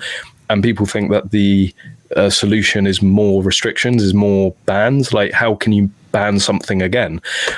So it just got very frustrating. And I just ended up making a video saying, look, actually, instead of more restrictions, why don't we look at allowing people that already legally own firearms for various purpose, be that in Paris for sport or even in the UK for sport. These people are highly vetted, they're competent, they've been well trained and educated to use the firearm.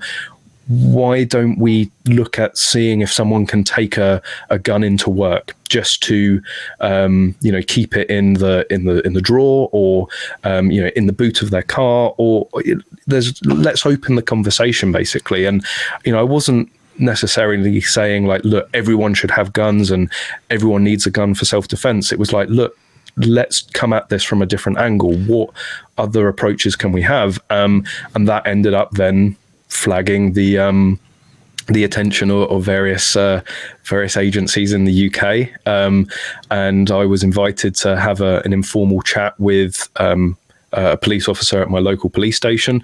And after about 5 minutes, I'm like laughing and joking with this guy. He was like, look, I can obviously tell there's nothing, you're not some deranged nutter that's going to go on some sort of vigilantism spree, and just tone it down. Like, just be mindful that people are watching. People don't like those sort of controversial views here in the UK, so just be mindful of that. I then had another talk with my firearm inquiry officer, the person responsible for giving the certificates out, and it was pretty much the same tone. Like, look, we're not here to police what you say, but we need to know that there's going to be no action because of your words, either from yourself or your subscribers. So, okay. And I took that on board. I adjusted the sort of videos that I was making and took down that video as well. And then I got into an unfortunate incident at a pub, at a bar. The police were called out, and there was an allegation of assault made against me. So I was arrested, spent the night in the cells, and was let go with no further action. So, but basically, the police knew that there was no substance to the allegation, but because I had been arrested for assault, that automatically triggered a review of my firearm certificates. So I was asked to voluntarily surrender my certificates. I was actually meant to be at Bisley, the National Shooting Centre, that day to do some filming. So I was like, look, can I not talk to somebody? Can we not just hash this out now? And they took that as a refusal to comply. So they revoked my licenses. They revoked the certificates. I ended up being driven from the police station to home, met there by armed police to have my guns taken out of my safes and put into police storage. And I just want to be clear, backing up to that initial video that triggered the phone call and the meeting with the police, you were suggesting that politically they look at a change of policy, right? Like you weren't saying, screw this, everybody grab a gun and take it to work. The system's broken, all bets are off. You weren't saying anything like that. So the expression that I really didn't like, which they later used in my appeal, was I said you have to fight fire with fire. And now what I meant by that is if you have a bad guy with a gun, the best way to sort that issue is a good guy with a gun. You've got to fight fire with fire. What they took it to mean was everyone grab your guns and let's go marching the streets and go terrorist hunting. Which was taken completely out of context, that's not what I meant. That's not what I was advocating. So yes, what I was trying to do is open up the conversation and, let's look at what we can change in our legal system and investigate a few things. What they took it as is that I was trying to rile up some sort of, vigilante group to go terrorist hunting. Were you successful in opening up that conversation? I guess so. It was a very popular video. At the time the channel was much smaller, and it sort of skyrocketed. It was for UK a very controversial thing to come out and suggest to talk about.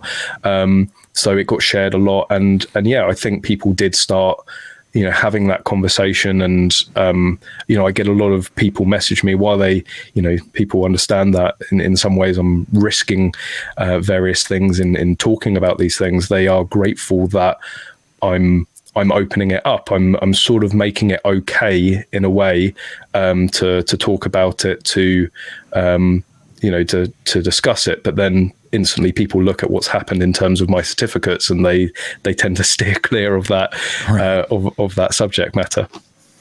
And to me, it's absolutely mind-boggling because here you could say things that were much more, I would say, inflammatory, truthfully, controversial. You could even say things that I would never agree with and that I don't think would be good stewards of the gun community, and still you should be insulated. Your political views should be insulated from your gun ownership rights. Like, for example, it is illegal to mark down when you're doing your background check here in the U.S. When you come to my store and you fill it out, it says if you are a user of marijuana, you're going to be essentially disqualified from the NICS instant background check. And I can say right now on TV, on the radio, on my podcast, on YouTube, that I think that's wrong. Now, I'm not saying I'm not complying as an FFL, and I'm not treating these purchases as I've been instructed, but I can say that is immoral and wrong and outdated. And even though I'm not advocating for the use of marijuana or any of its benefits, I think that is wrong to treat citizens that way. And I could say that all day long, and my gun ownership rights are not threatened. My rights as a gun dealer are not threatened. So not only do you have this uphill battle on owning a gun to begin with, but you have a little bit of an uphill battle in terms of free speech, at least from my perspective. I would say so. Yeah, absolutely. That's that's exactly what it's like, and that was a very steep learning curve for me. And some would say I've learned the hard way. I thought, right, I don't have a criminal record. I'm not getting involved in anything illicit, but I have some pretty strong opinions, and I tackle some pretty strong and controversial subjects. And then I learned the sort of unwritten policy of maintaining your firearms certificate, which is very different to the average Joe. You are held to a much higher standard, and one of the biggest issues is that there's no guidance on it. The police can't tell you what they do or don't like. Commercial idea for net fishes. I walk into the commercial director, Collins' office. I say to him, "Hey, how's it going?" He replies, "Good. We got your commercial ready to go. Are you ready to listen?" "Yeah, but before I do, I have an idea I want to float by you." He says, "Okay," a bit sarcastically. And I say, "All right." And I clear my throat and I start singing this song, something similar. Net fishes, we're all really good friends, hanging out and stuff, and having memories to talk about when we were young. Net fishes. And I say the business name wrong, like fish nets. He replies, "That's terrible. And you didn't even say the right business name at the end. It's your business." Then it cuts to fish snatches. Net fishes, where we can all be friends. And commercial. The Gun Shop Show costs money to make, and the Gun Shop Show is brought to you by pecans and cheese. Not really. Actually, we didn't have any sponsors for this segment, and so I decided that I would take a snack break. And also, I decided if you guys are tired of listening to me eat cheese and nuts, that you need to buy an ad.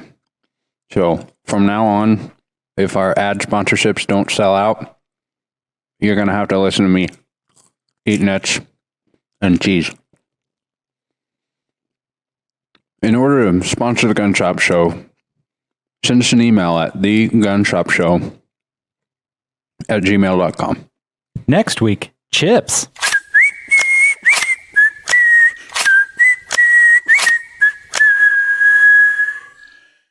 The Gun Shop Show, brought to you by Little Old Ladies. They're little and they're old. They're little old ladies. Welcome back to the Gun Shop Show. We're having a very interesting discussion. Sobering, I would even say. Sobering is a great way to describe it, with our guest, Callum from English Shooting. He's got a YouTube channel and very much is kind of on an island in terms of advocating for gun rights. And I almost feel bad describing him that way, because I feel like from what we've seen, there could be implications for him even being described as an activist advocating for the ownership and use of guns. But before we get back into that discussion, which I think is a big eye-opener for us here in the United States to see, even though we feel like we have an uphill battle in terms of gun rights, we really have enjoyed a lot of freedom for a long time and continue to enjoy much more freedom than what Callum and his fellow citizens are enjoying. Before we do that, I want to remind you that you can win this Rossi RS-22 just by sharing the feed and tagging 5 of your friends. Tag 5 people that need to know that our gun rights are not guaranteed. And even though we believe that they're inalienable, a country that we share so many cultural things with, and the fact that our country was originally a part of before the colonies declared independence, they do not have that right. And so tag 5 people that remember that so that they can win this gun. And then also, I want to announce the winner from last week. Do it. I need we were working on something new, and like a replacement for drum roll. I feel like drum rolls are that's so cliche. I mean, think about how far back drum rolls probably go. Cave days, I'm sure. I'm sure that they were banging on coconuts early on. But yeah, I think we need a modern iteration of it. Winner, winner, winner. I don't know what to do, dude. I don't know. Drum roll's all I got. When you don't know what to do with your hands. How about a beatbox roll? Oh, you do a beatbox roll, and I'll shake a half empty box of 22 Magnums. Okay. You ready? Yeah, ready. That winner is Miss. That's so terrible. God, no, everything about it was bad. I was in the middle of it. I was like, I hope this is one of those moments where its badness makes it good. Yeah, it makes it funny. The joke's so bad it's good. Yeah. I don't think it was. I think it was just bad. Everything about it was bad.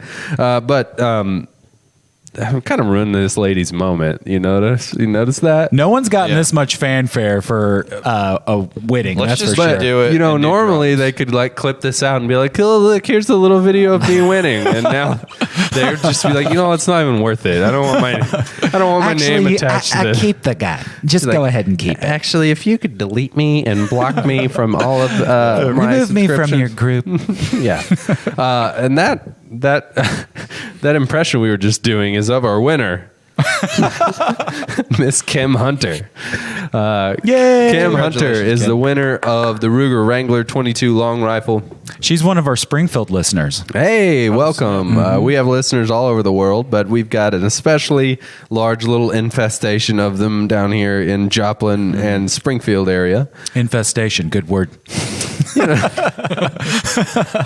I just want to, keep it real. Mm-hmm. Light and jazzy.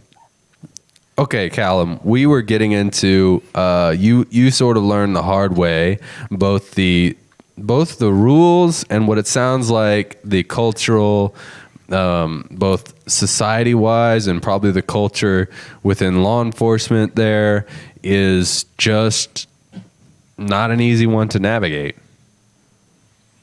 No, again, I think the biggest problem is having these unwritten rules. These, it's not just you have to be a law-abiding citizen.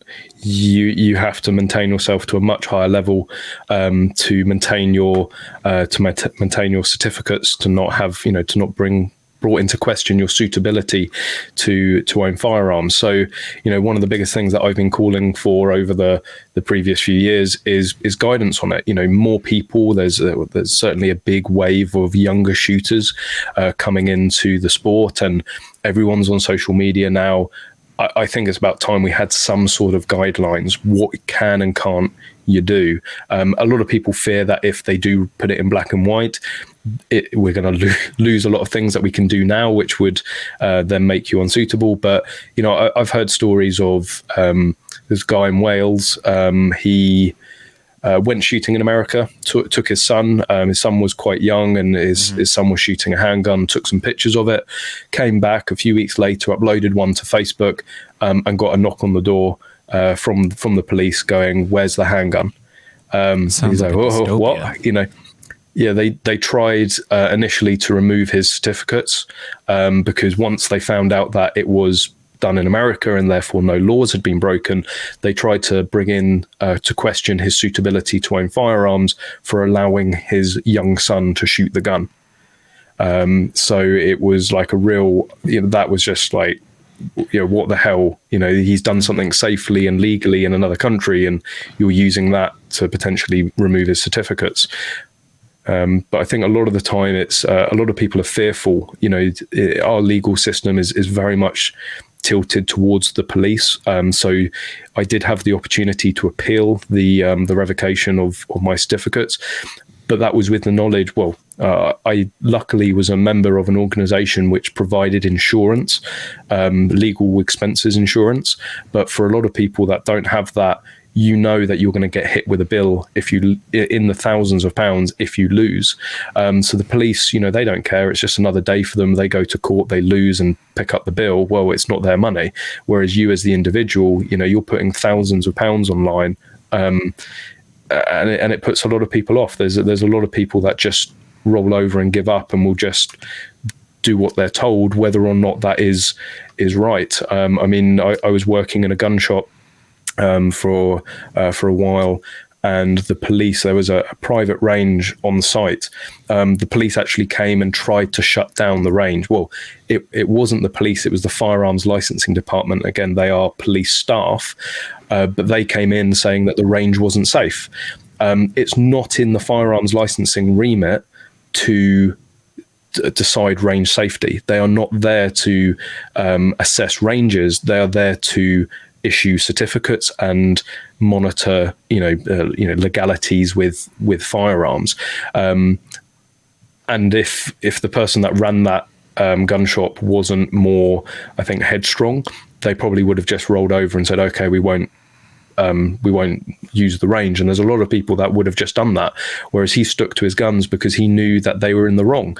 It's if the police had come, so if a police officer had come and said that it was a health and safety issue, then yes, then they have the powers to shut down the range. But in terms of firearms licensing, it was just they were overstepping their mark and their powers. And you've got to watch it. You've got to know what you can and can't do, because a lot of the time it's based on interpretation of the law or interpretation of the guidance, and so many times they get it wrong. And you really, there's so many occasions where I've had to go on, no, actually, this is how it is, and this is that's what the law says. Okay, all right, my mistake. But if you let it go unchecked, they will just almost run riot in a way.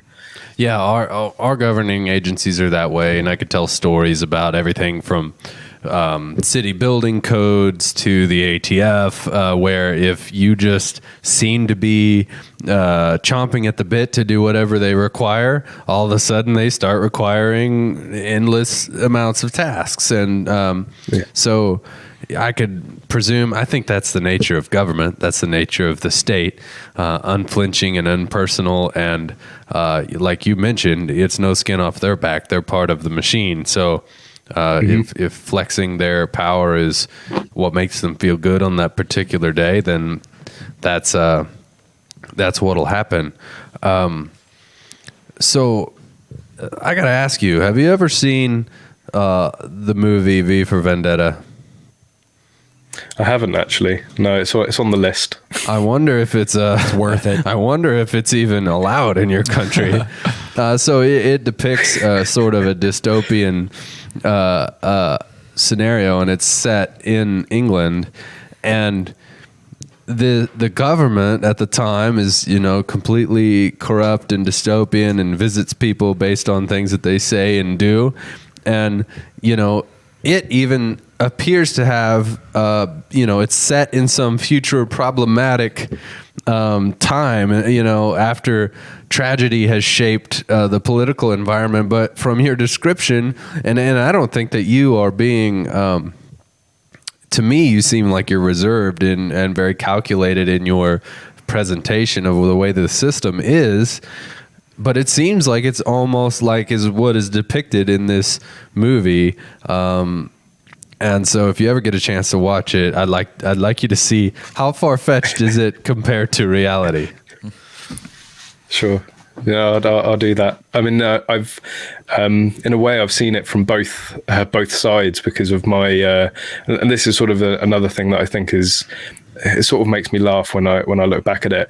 During the reason I was in the States when I filmed that video was because of my work. We've got 30 seconds left, and then we'll come back in the show overdrive. Okay. Basically was working for police and military at the time with high level security clearance, working in that ilk of government. So to be at the time branded unsuitable was, I found a little bit funny, but yeah, I've seen it from either side of the wall, as it were. We'll be right back. Stay with us for the show overdrive of the Gun Shop Show. Show overdrive. Kids are curious by nature. Do your part to prevent unwanted tragedy from striking in your home by doing these simple tasks. Consider gun locks and/or gun safes for storage of firearms. Don't leave your guns unattended where children could reach them. Discuss with your children the rules of firearm safety. Sign your kids up for hunter safety classes. Firearm safety in the household is your responsibility. Do your part to prevent unwanted tragedy from striking in your home. For more information, visit jaspercountysheriff.org. Buckle up, because belts just got better. With Core Essentials, the perfect fit every time. With 40+ sizing positions. Styles for any situation.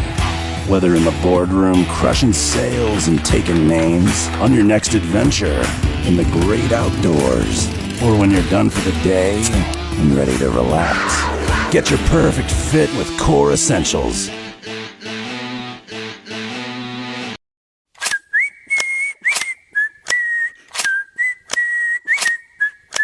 The Gun Shop Show, the Gun Shop Show. What is it?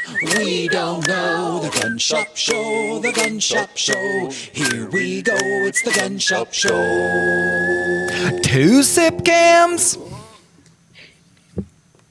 And we're back. This is the show overdrive.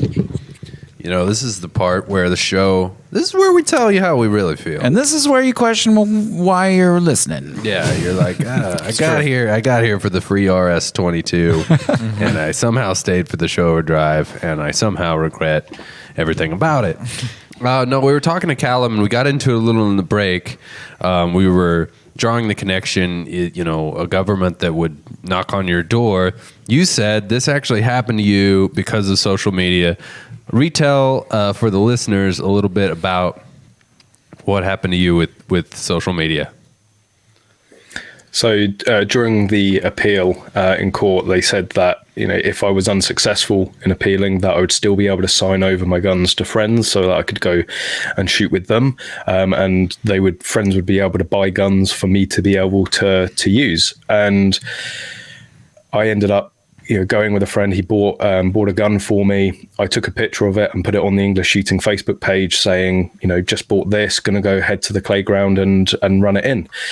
2 weeks later, Saturday morning, the 2 uniformed police officers were at my door and said that there was a suspicion that I was in possession of an illegal firearm and asked to come into the house and to have a look around. So my comment to them initially was, if I had really obtained an illegal firearm, do you think I would have posted it on Facebook? Never mind my, you know, the English Shooting page. I would probably have at least kept it to my personal page.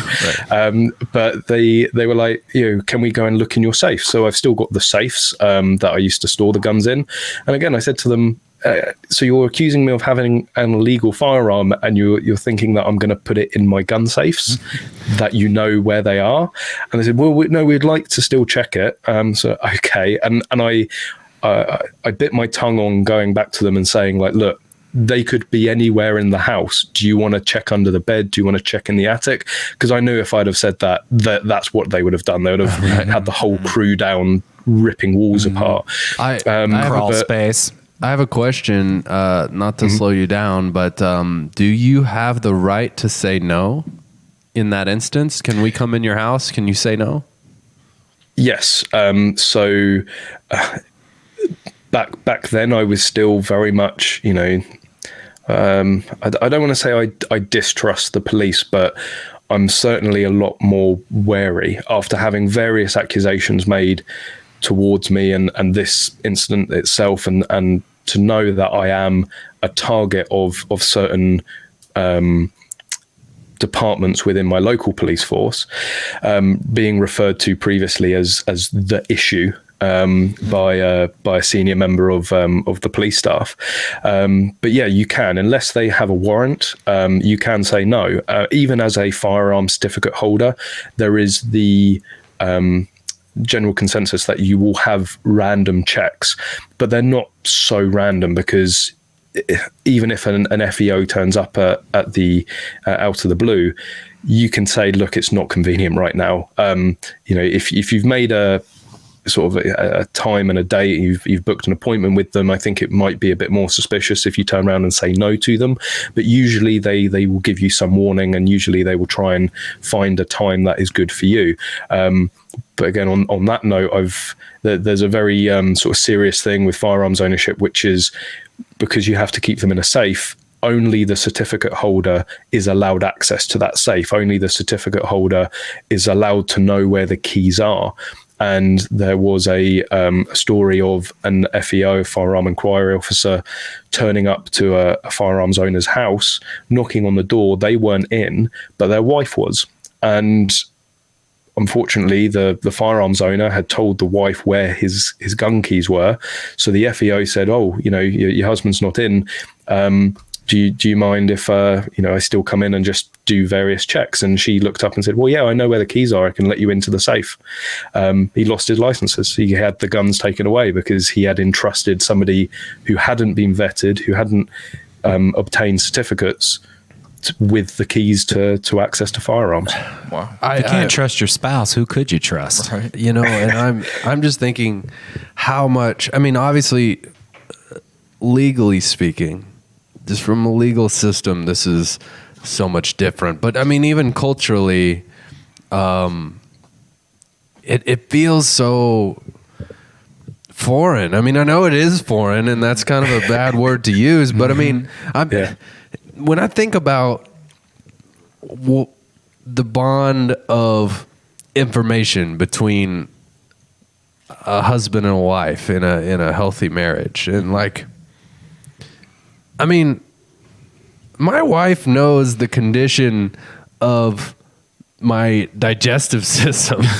You think I would not tell her where the keys to where my gun safe is? I can't imagine that. Right. I can't imagine saying, the world is a crazy place, and I tell my wife what to do if I'm dead. If I'm dead and society's falling apart, here's what you do with our money, here's what you do with our guns, here's how you keep my kids safe. Which week in this game plan do you eat the dog? All of these things are things that we've discussed. So to imagine saying I told the person who I have born children with where the keys are in case I die or whatever, and that resulting in the loss of license, I can't even hardly wrap my head around it. So again, I think it comes down to the big the difference of why in America you own guns. Having the Second Amendment, the right to bear arms, and also being able to use guns for self-defense. Again, in the UK, your average firearm certificate holder or shotgun certificate holder only has those guns for sport. There's no other reason.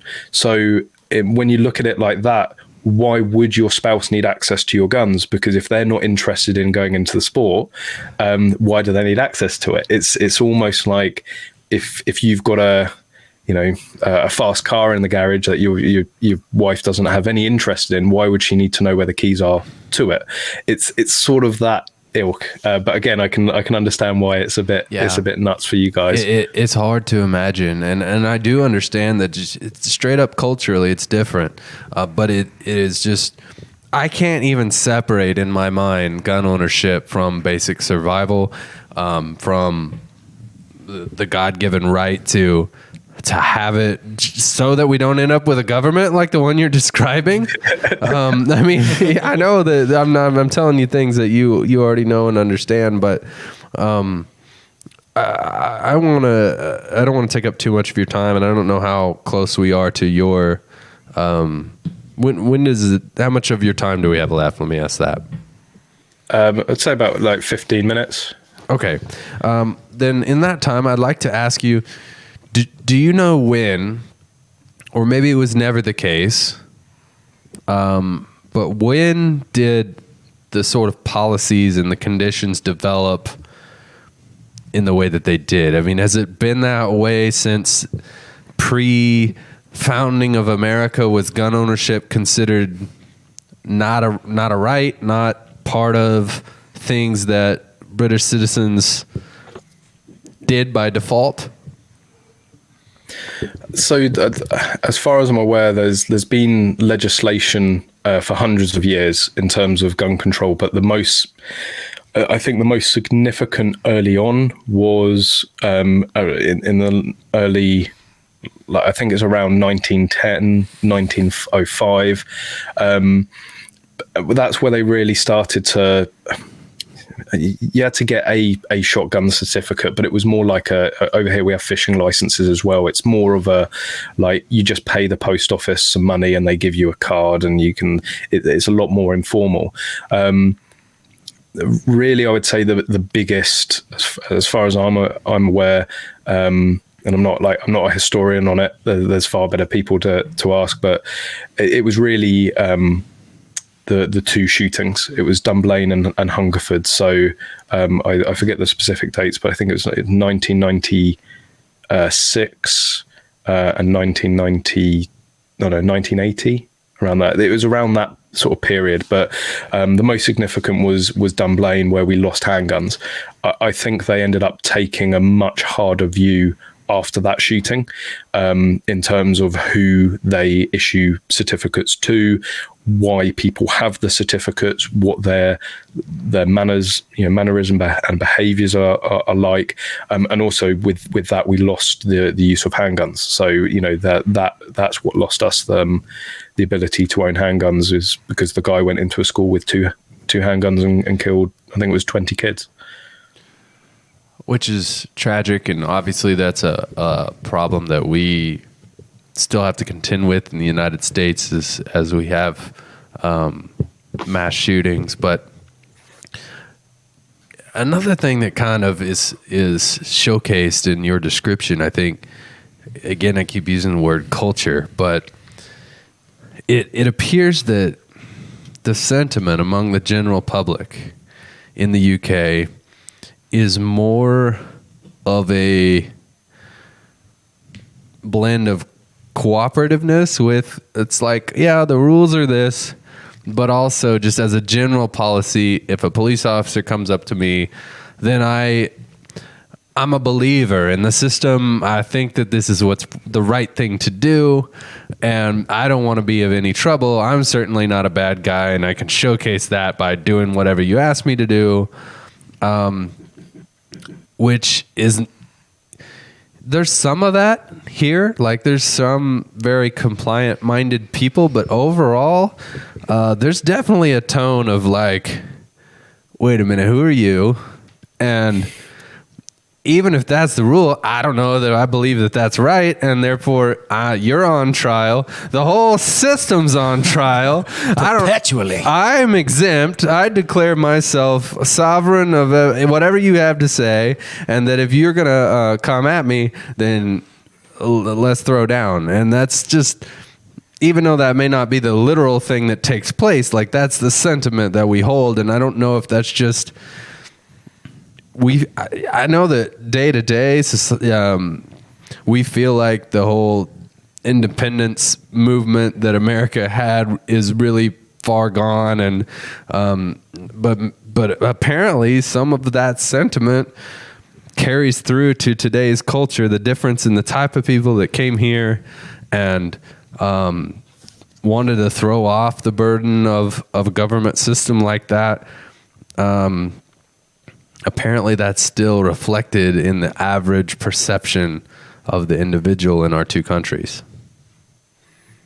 Well, I get told all the time, I get asked a lot, why don't I just move to the States? It's incredibly tempting,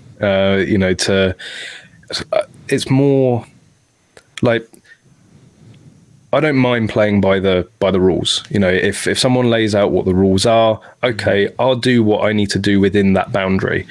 The frustrating point for me is that there seems to always be these moving goalposts, and this is what I experienced. I lost my appeal. I was told to wait 2 years.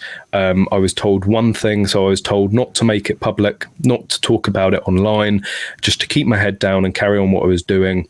And reapply in 2 years. And I did.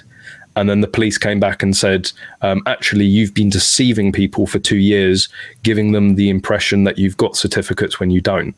I said, but that's what I was advised to do. It was during that meeting. So this was 2 or 3 years ago now, this meeting. They told me they would want to see another 2 years of sort of good behavior online. They didn't, it was also and they were very clever with it because they didn't put it in writing, but they said it would look better on my application if I didn't have the channel anymore, things like that. And there was a lot of pressure put on me, and that's why I ended up caving in, because it was like, look, like for me, I just wanted to be able to shoot. I just wanted to be able to go and compete and go and enjoy the sport. That's why I do it. The channel was always like a secondary thing for me when it came to shooting. And it was like, right, I will do, you tell me what I need to do and I'll do it. But every time it just, you get to the point where I'm going to reapply and I've, my application's in, and they're still throwing curveballs. It's like, just tell me what it is, what I need to do, what you like, and a lot of Americans, I get called a bootlicker quite a lot. But it's like, I don't have any rights here. I don't have the right to free speech. I don't have the right to bear arms. So if I want to do any of those things, I have to stay within the rules. Otherwise, my life is going to be difficult. And you can't. You speak out about it, you act out about it, you'll just end up in more trouble. We've got no foundational rights to sort of rest upon. It sounds, as you described, trying to navigate that, it sounds a lot like trying to make a deal with the devil. They tell you, hey, just do this and you'll get what you want in the end, but it's always just outside of your grasp.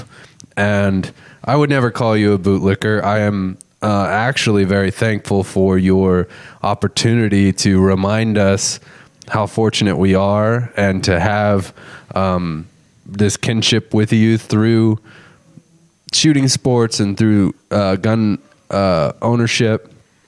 And, I empathize with you because I'm a lot the same way in different set of criteria. But although I may hold these beliefs and I wish it was different, I think some of the restrictions that we have in place here shouldn't be, but I want to be a gun dealer and I want to offer this show and I want to have these employees. And so for that, I will participate in the system that is before me and I will do it in good faith. And so there's always someone who's more libertarian than the next guy, I'm a bootlicker by some people's standards. So I feel for you, and I know that there are those voices out there that would criticize you for just trying to make your way in a difficult world. So I know you're running out of time. I want to make sure that our listeners who can go enjoy some very interesting content, who they'll still get a lot of benefit out of. I enjoyed watching a review on the Walther, I believe is a PPQ, with the long barrel, and I thought we'd have time to get into it. We ended up burning down the whole show, but you have to have a long barrel. So here you are shooting a Walther PPQ with like a 12-inch or longer barrel out of the front and some kind of stick hanging off the back. And it's certainly interesting to watch. So in the time we have left, tell us, how can people find you? How can they follow you? Is there any way that they can support you financially or in terms of merchandise that will help you do the things that you're working on? Cool. So the biggest thing is the YouTube channel. So I think if you just type into YouTube English shooting, one word or with a space, it should come up. Subscribing, liking, sharing, looking at the videos, it's all very much appreciated. I've got merch, so if you want to go to englishshooting.org, you can learn a bit more about the creation of the channel, what we're all about, and support it via the merch. We're on Facebook as well, English Shooting. I think it's English Shooting UK is the tagline or the @ on that, and we're on Instagram as well, which is English Shooting. And I haven't touched on it at all. What I spend most of my day doing now is actually running a company called Magload. So we make, manufacture, and sell practical shooting equipment. So for, again, IPSC practical shooting or 3-gun, we make all sorts of gizmos and gadgets for those. So, you know, supporting Magload is also supporting me and the channel as well. So that's magload.co.uk. So yeah, if you want to check that out, that would be much appreciated. Do you take US dollars on that website? I think we do, actually. I think we've got a payment gateway. We ship to America all the time. It's actually one of the most common questions is, you know, will you ship to the US? And yeah, we ship pretty much every day to the US. I think you can process payments in pounds, dollars, or euro, and it will do the auto conversion for you. Wow. And we can talk about it off air, but if you ever need a United States distribution center, so if you want to put some of your product on a physical shelf here so that the freight going to those individual US locations is there, then get in touch with me or Logan and we could see if there's an arrangement there that would be mutually beneficial. Absolutely. Awesome. Thank you. Callum, thanks so much for your time. It was absolutely almost breathtaking to hear those stories firsthand. Eye-opening for us as Americans. I try not to, because it's a tendency of Americans, and I'm sure it's our reputation to be self-centered in our worldview, and just not understand that things are different other places. And this has been certainly a great lesson in that, a reminder to hold dear the rights that we cherish in gun ownership, and we wouldn't have had that lesson if not for you granting us so much of your time and your story, and I thank you very much for that. No, thank you. I've really enjoyed it. It does always sort of make me smile certainly when I get American commenters, and it's just like, you know, what the hell is going on over there? And it's always quite. If you can't laugh about it, what can you do? So we sort of just laugh about, you know, how insane it seems to be over here. But yeah, no, it's been fun, and again, thank you for having me on. Yeah, thanks so much, and don't be a stranger. We'll talk to you again soon. Will do. Thank you very much. Take care. Bye. Cheers. Wow, guys, that is just I mean, I knew it would be different, but I'm sitting here I didn't reeling. realize it'd be that restrictive. I'm reeling in the differences that we face, and you know, I think the things outside of the definitions, like, okay, I know they have to have permits and I know they have special rules, Sure. but this whole it'd just be better for you. You know, like, I'm going to come to your house, or I'm going to make you come to the police station, and this is an informal chat. This is for your benefit, too. Yeah, this is for you, but also shut up or bad stuff's going to happen to you. It's just unsettling. Like, it makes me worried for him. It makes me worried for the world. And it makes me remember, although things get hairier at the user level in terms of politics, it's like, maybe let's leave this fire burning so our government doesn't have this overruling ability. They can't really politically get to us because we're duking it out. Like, the government can't get its hand on our collar because we're punching each other. And it's almost this weird bit of balance in a way. It's strange how so far we've managed to, I mean, I guess it depends on who you are, whether or not we've kept the government at bay. But, you know, there used to be more restriction on firearm ownership, at least in the state of Missouri, if I remember correctly, and in other states too. And over time, we've repealed a lot of those. And I kind of hope, you know, anytime we talk to folks like our friend from Australia, and this gentleman outside of the United States, you know, you get a sobering realization of what life is like there, especially with regards to self-defense alone. Like, you can't even want something for self-defense in the UK. I don't from understand. Yeah, you can't. I don't It's understand like the logic behind that. It makes no sense to me either. I mean, like, I guess your hand should be good enough, but what about the old lady? You know, Right. like using her walker down the street. She's What? expected to use what? Her hands. Yeah, and I guess the the police. and the idea that you, like, if you happen to be legitimately a baseball player, you are way more equipped to defend yourself, Right. and that's fine. Yeah. Right. As long as you're, but it's just, I think culturally so much harder to imagine. Like, for us here, if a government agency knocks on a door, I think most Americans, like, I'm peaceful, right? Yeah. Like, I don't want any trouble for you, and I don't have any beef with you, Mr. Lawman, personally. But there's also this undertone, which that individual agent and the agency knows, is gun owners, like, by default, have this thing like, I would shoot at the government.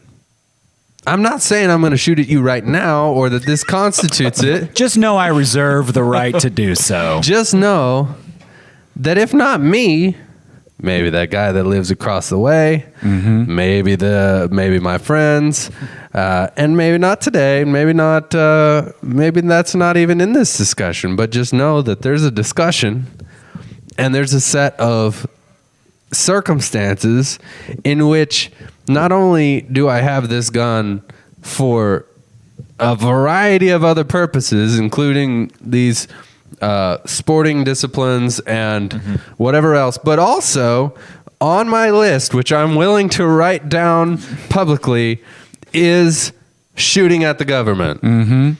Like, and I can even say that. I can have a TV show where I say that, and I'm a licensed individual, and nothing bad is going to happen to me. Now, And shouldn't. overtly, right you now. feel like the rights give you the right to do so, and that there would be no repercussion. But that doesn't mean there wouldn't be any backdoor action happening where someone's like, "Oh, we're going to get this guy." There could be, just from what I just said. Yeah, I mean, maybe not now, but in 5 to 10 years, who knows? Right, and there is some of that. Oh, guaranteed. A lot more now than there ever has been.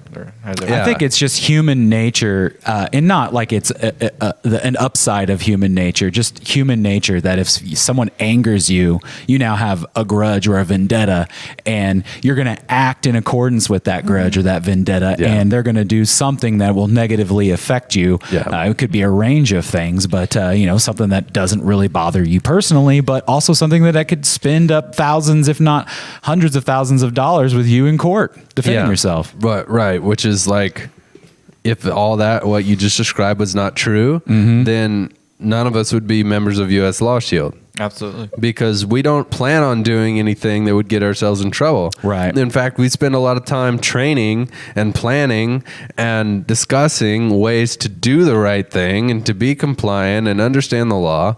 But we have U.S. Law Shield because sometimes the system works like what you just described. Yes. And that is where the value comes in, is exerting that. But I think I keep going back to it, and I don't mean to beat a dead horse about it, but I think what changes the entire scenario is that underlying sentiment that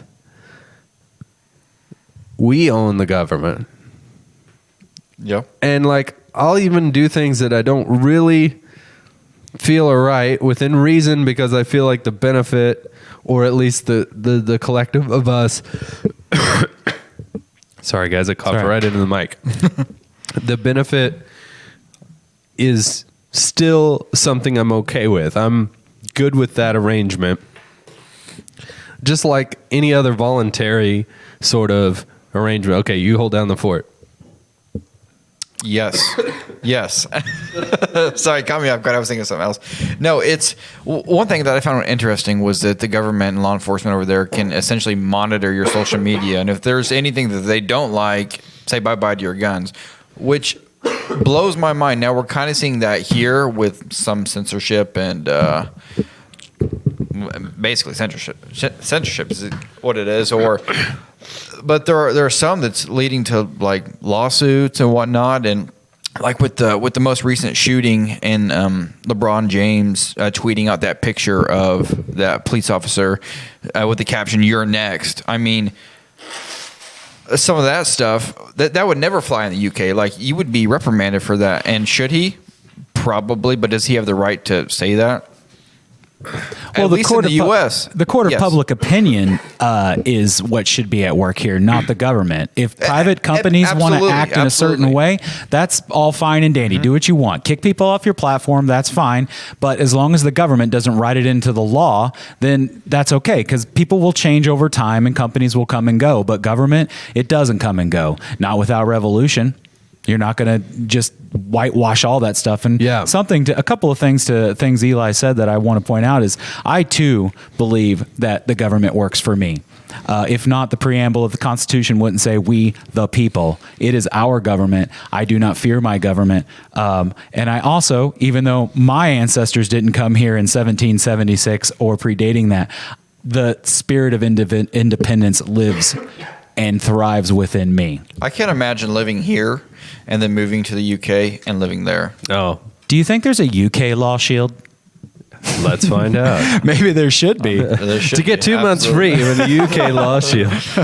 It's like unlimited police officer removal service. Right. We'll hide your keys for you. It's crazy to think that you could be like, have something like that happen to you and like Facebook, like make a post and be like, "This is bullshit," and then the government's like, it's actually not bullshit. Yeah. And they're like, whether or not there's a rule, we strongly imply that you need to change your behavior. And I think that it's not that I'm rediscovering or rehashing the benefit of the Second Amendment. It's just that we got to the base of it, because what you just described is you can have that exact scenario, knock, knock, and there's still this undertone of, is this the time? Is this the moment? Is this why the Second Amendment exists? Because if it is, we can find out at any point, and the threshold may be different from citizen to citizen. And I don't want to make it sound like it's this tinderbox about to go off at any moment, but it's that insurance societally and in our legal system that you can do that. And if you think it's the right thing and the safe thing to do for society to knock on my door based on my social media account, just know this might be that moment for me.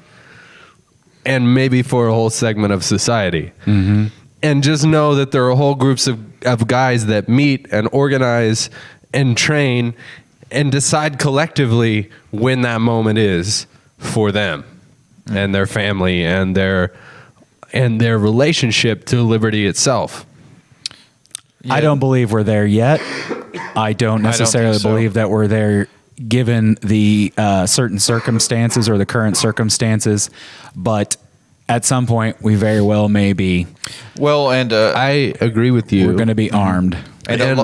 Sorry, I cut you off, but a lot of people are already ready for it, as we experienced with that guy that was screaming about red flag laws and the cops are coming to take all his guns. Do you remember that? I didn't see. I don't think I saw the video, but there was hundreds and hundreds of people responding and moving to aid him with whatever he needed, even though he was lying and just lying to everybody essentially. Well, I wanted to say that I agree with Trevor's sentiment. It's the existence of that eject button, that emergency break glass for emergency, that makes the difference politically. Like, I agree that it's not that time, and I agree that my own self-preservation will reserve me past the time that even I might draw if it were just on paper. You know what I mean? Like, theoretically, you've already violated my rights, and maybe there should be some repercussions, but I want to live and I want my family to live, so therefore I'm willing to sustain. But the fact that that line exists somewhere backs up and changes and grows throughout the entire set of circumstances between the public and the government. And that independence that you mentioned, Trevor, I think is lost sometimes, in that spirit is what we named the business after. Yeah. It's a belief that is bigger than any one subject. It doesn't mean we believe in taking a particular action at a particular time. It just means this inherent right exists and that it is the thing we should cherish and not let go of. I'm grateful that it exists. I'm grateful that we have freedom of speech, and I'm grateful that we have the right to bear arms.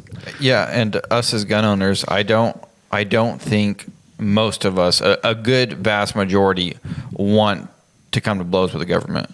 No. Absolutely not, especially with the implications and the possible death toll and whatnot. But if we have to, we will. I would say the reasonable and logical individual is. Now, you've got folks out there that are ready to go. There will always be the extremes, no matter what Right, scenario or group you're talking about. And I'm sure those people exist in the UK. Oh, yeah. Yes. Yeah.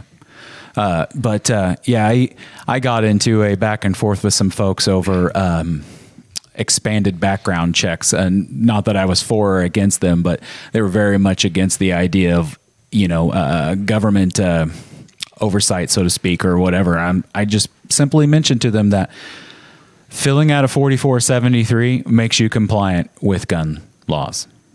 You may not like it, you may not acknowledge it, but that is the case. So what are we going to do about that? Are we going to pick up our guns and go start shooting up buildings? No, we're going to create groups that are going to advocate for diplomacy, or by using diplomacy to help restore any infringement on our rights, because war is not something that we should take lightly. We do not want to live in a war-torn country. No. Like the song says, war, what is it good for? And Absolutely nothing. I only remember Jackie Chan's rendition of that for some reason. Why? That's actually the voice I heard it in. Yeah.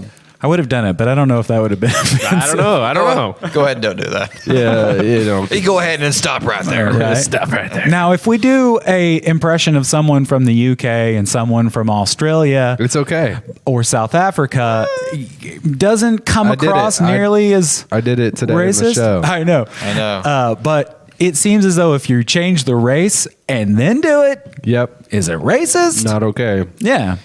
But you could Is be it like racist? I don't know, but appropriation could be that too. Yeah. Something that I thought of The line's always moving. when he was discussing to us how he has to lock up his guns. I had a flash as if this was some sort of setup in a heist film where, like Ocean's 8 sitting around, or Ocean's 11, they're like, all right, they got it under laser beams. They've got sensors in the room. Like the keys are hidden. Yeah, You got a team of people trying to get to the guy's guns. But the twist in the plot was the wife knows where the keys are. She knew where they were the whole time. I have a question about that. If your wife would do that and get your certificates taken away, you still married? Well, yeah, I mean, see it from that perspective, but he's like, in the example, he's like, well, what if you had a really fast car and she had no interest in racing it? I'm like, she'd still want to know where the keys are. Right. So, in case. Something happens to you, she's got to move it, or, sell it or something. You can't be scouring the house for the keys. Some kind of freedom without that responsibility, but still.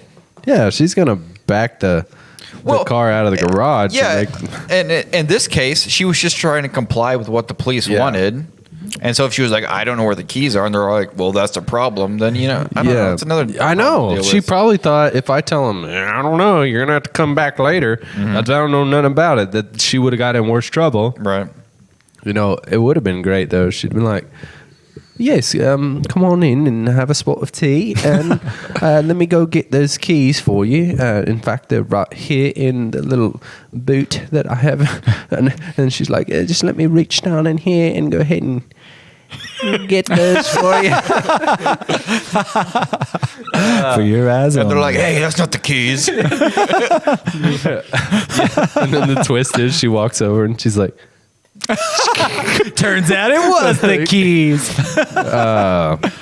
I'm sorry. Maybe that's the only finger she has. I'm man. sorry. That's maybe the least family-friendly thing I've ever done on the show, but it was for the sake of comedy, okay? Mm-hmm. I don't go around flipping people the bird. It tickled me, man. Good. Guys, I am about to choke to death for some reason. Yeah, you okay, man? It's nothing major. It's not the Rona, I don't think. We'll see. I was going to have this whole comparison to living in a homeowners association and voluntarily agreeing to keep your house a certain way, but I won't do it. And HOAs suck, and I wouldn't want to live in a place where they have. But, gun shop show. Yeah. Meow. I went to see my grandfather on Monday. Touch your brain? No, it was self-administered. I don't know if, when you had it, they did it for you. They're like, just stick that up your nose. So I stick it up there, and it didn't bother me at all. And I thought, well, this isn't as bad as what it sounded like. I don't know, you're supposed to go past the hole in your skull or what. But I'm gonna find out if I had COVID. You're like, it's self-administered. All you have to do is stand right there in front of the lens and get naked and lay down on the couch, and then we'll have your... Just jiggle a little bit. Going straight in the urethra.